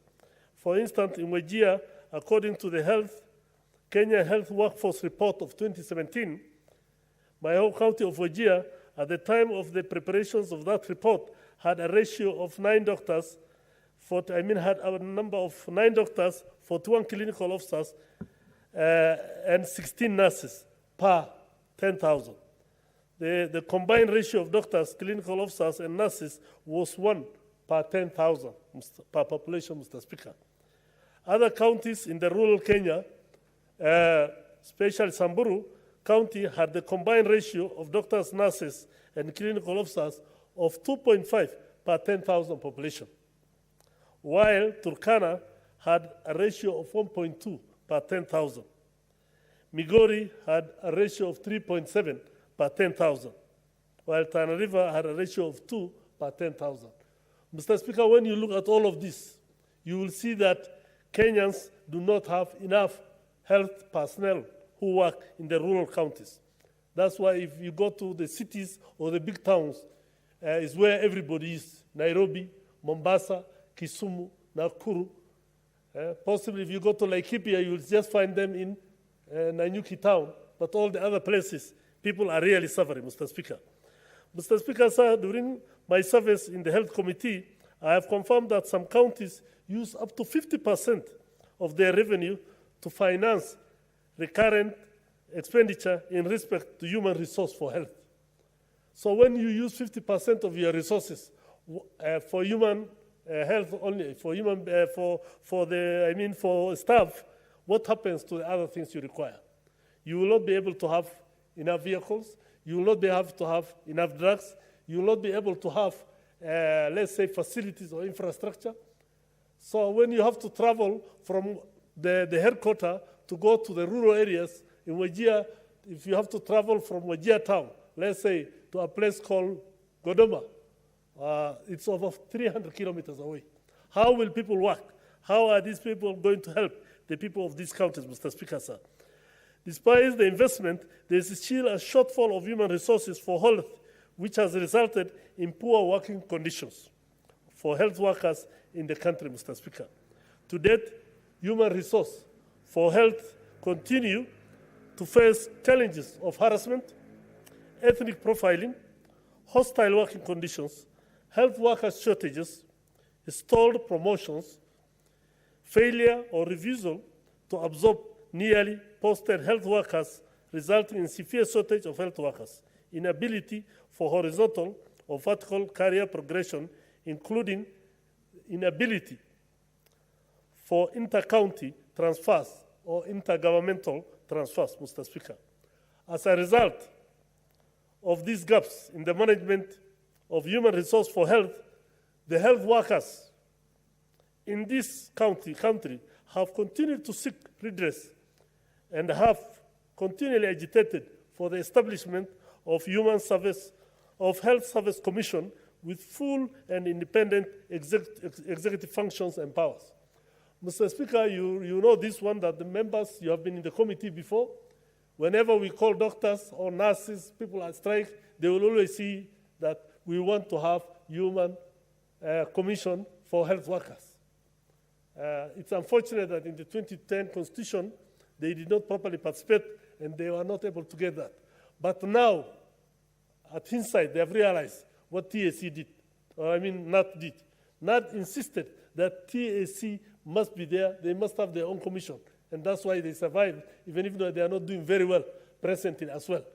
But when you have human service health commission for the members, then things will have worked out well. But unfortunately, it did not happen. And even when the bill, they presented their presentations to the BBI Secretariat, when the bill which was brought to the House, it did not contain anything to do with Health Service Commission, Mr. Speaker, sir. So as a result, we have realized that the stakeholders submitted their views to the bill. This bill, every time you call the stakeholders, they always comment and talk about the Health Service Commission. However, since the establishment of the commission will offend the functional constitutional integrity of county governments, the same may only be achieved through a constitutional amendment. Since we are not able to do that, Mr. Speaker, we are thinking of that this bill is supposed to help the government, the inter-county government. Senator Dr. Ali, it's now 6:30. When we resume, you'll have a balance of 52 minutes. Honorable Senators, it is now 6:30, time to adjourn the House. The Senate therefore stands adjourned until Wednesday, 6 October 2021 at 2:30.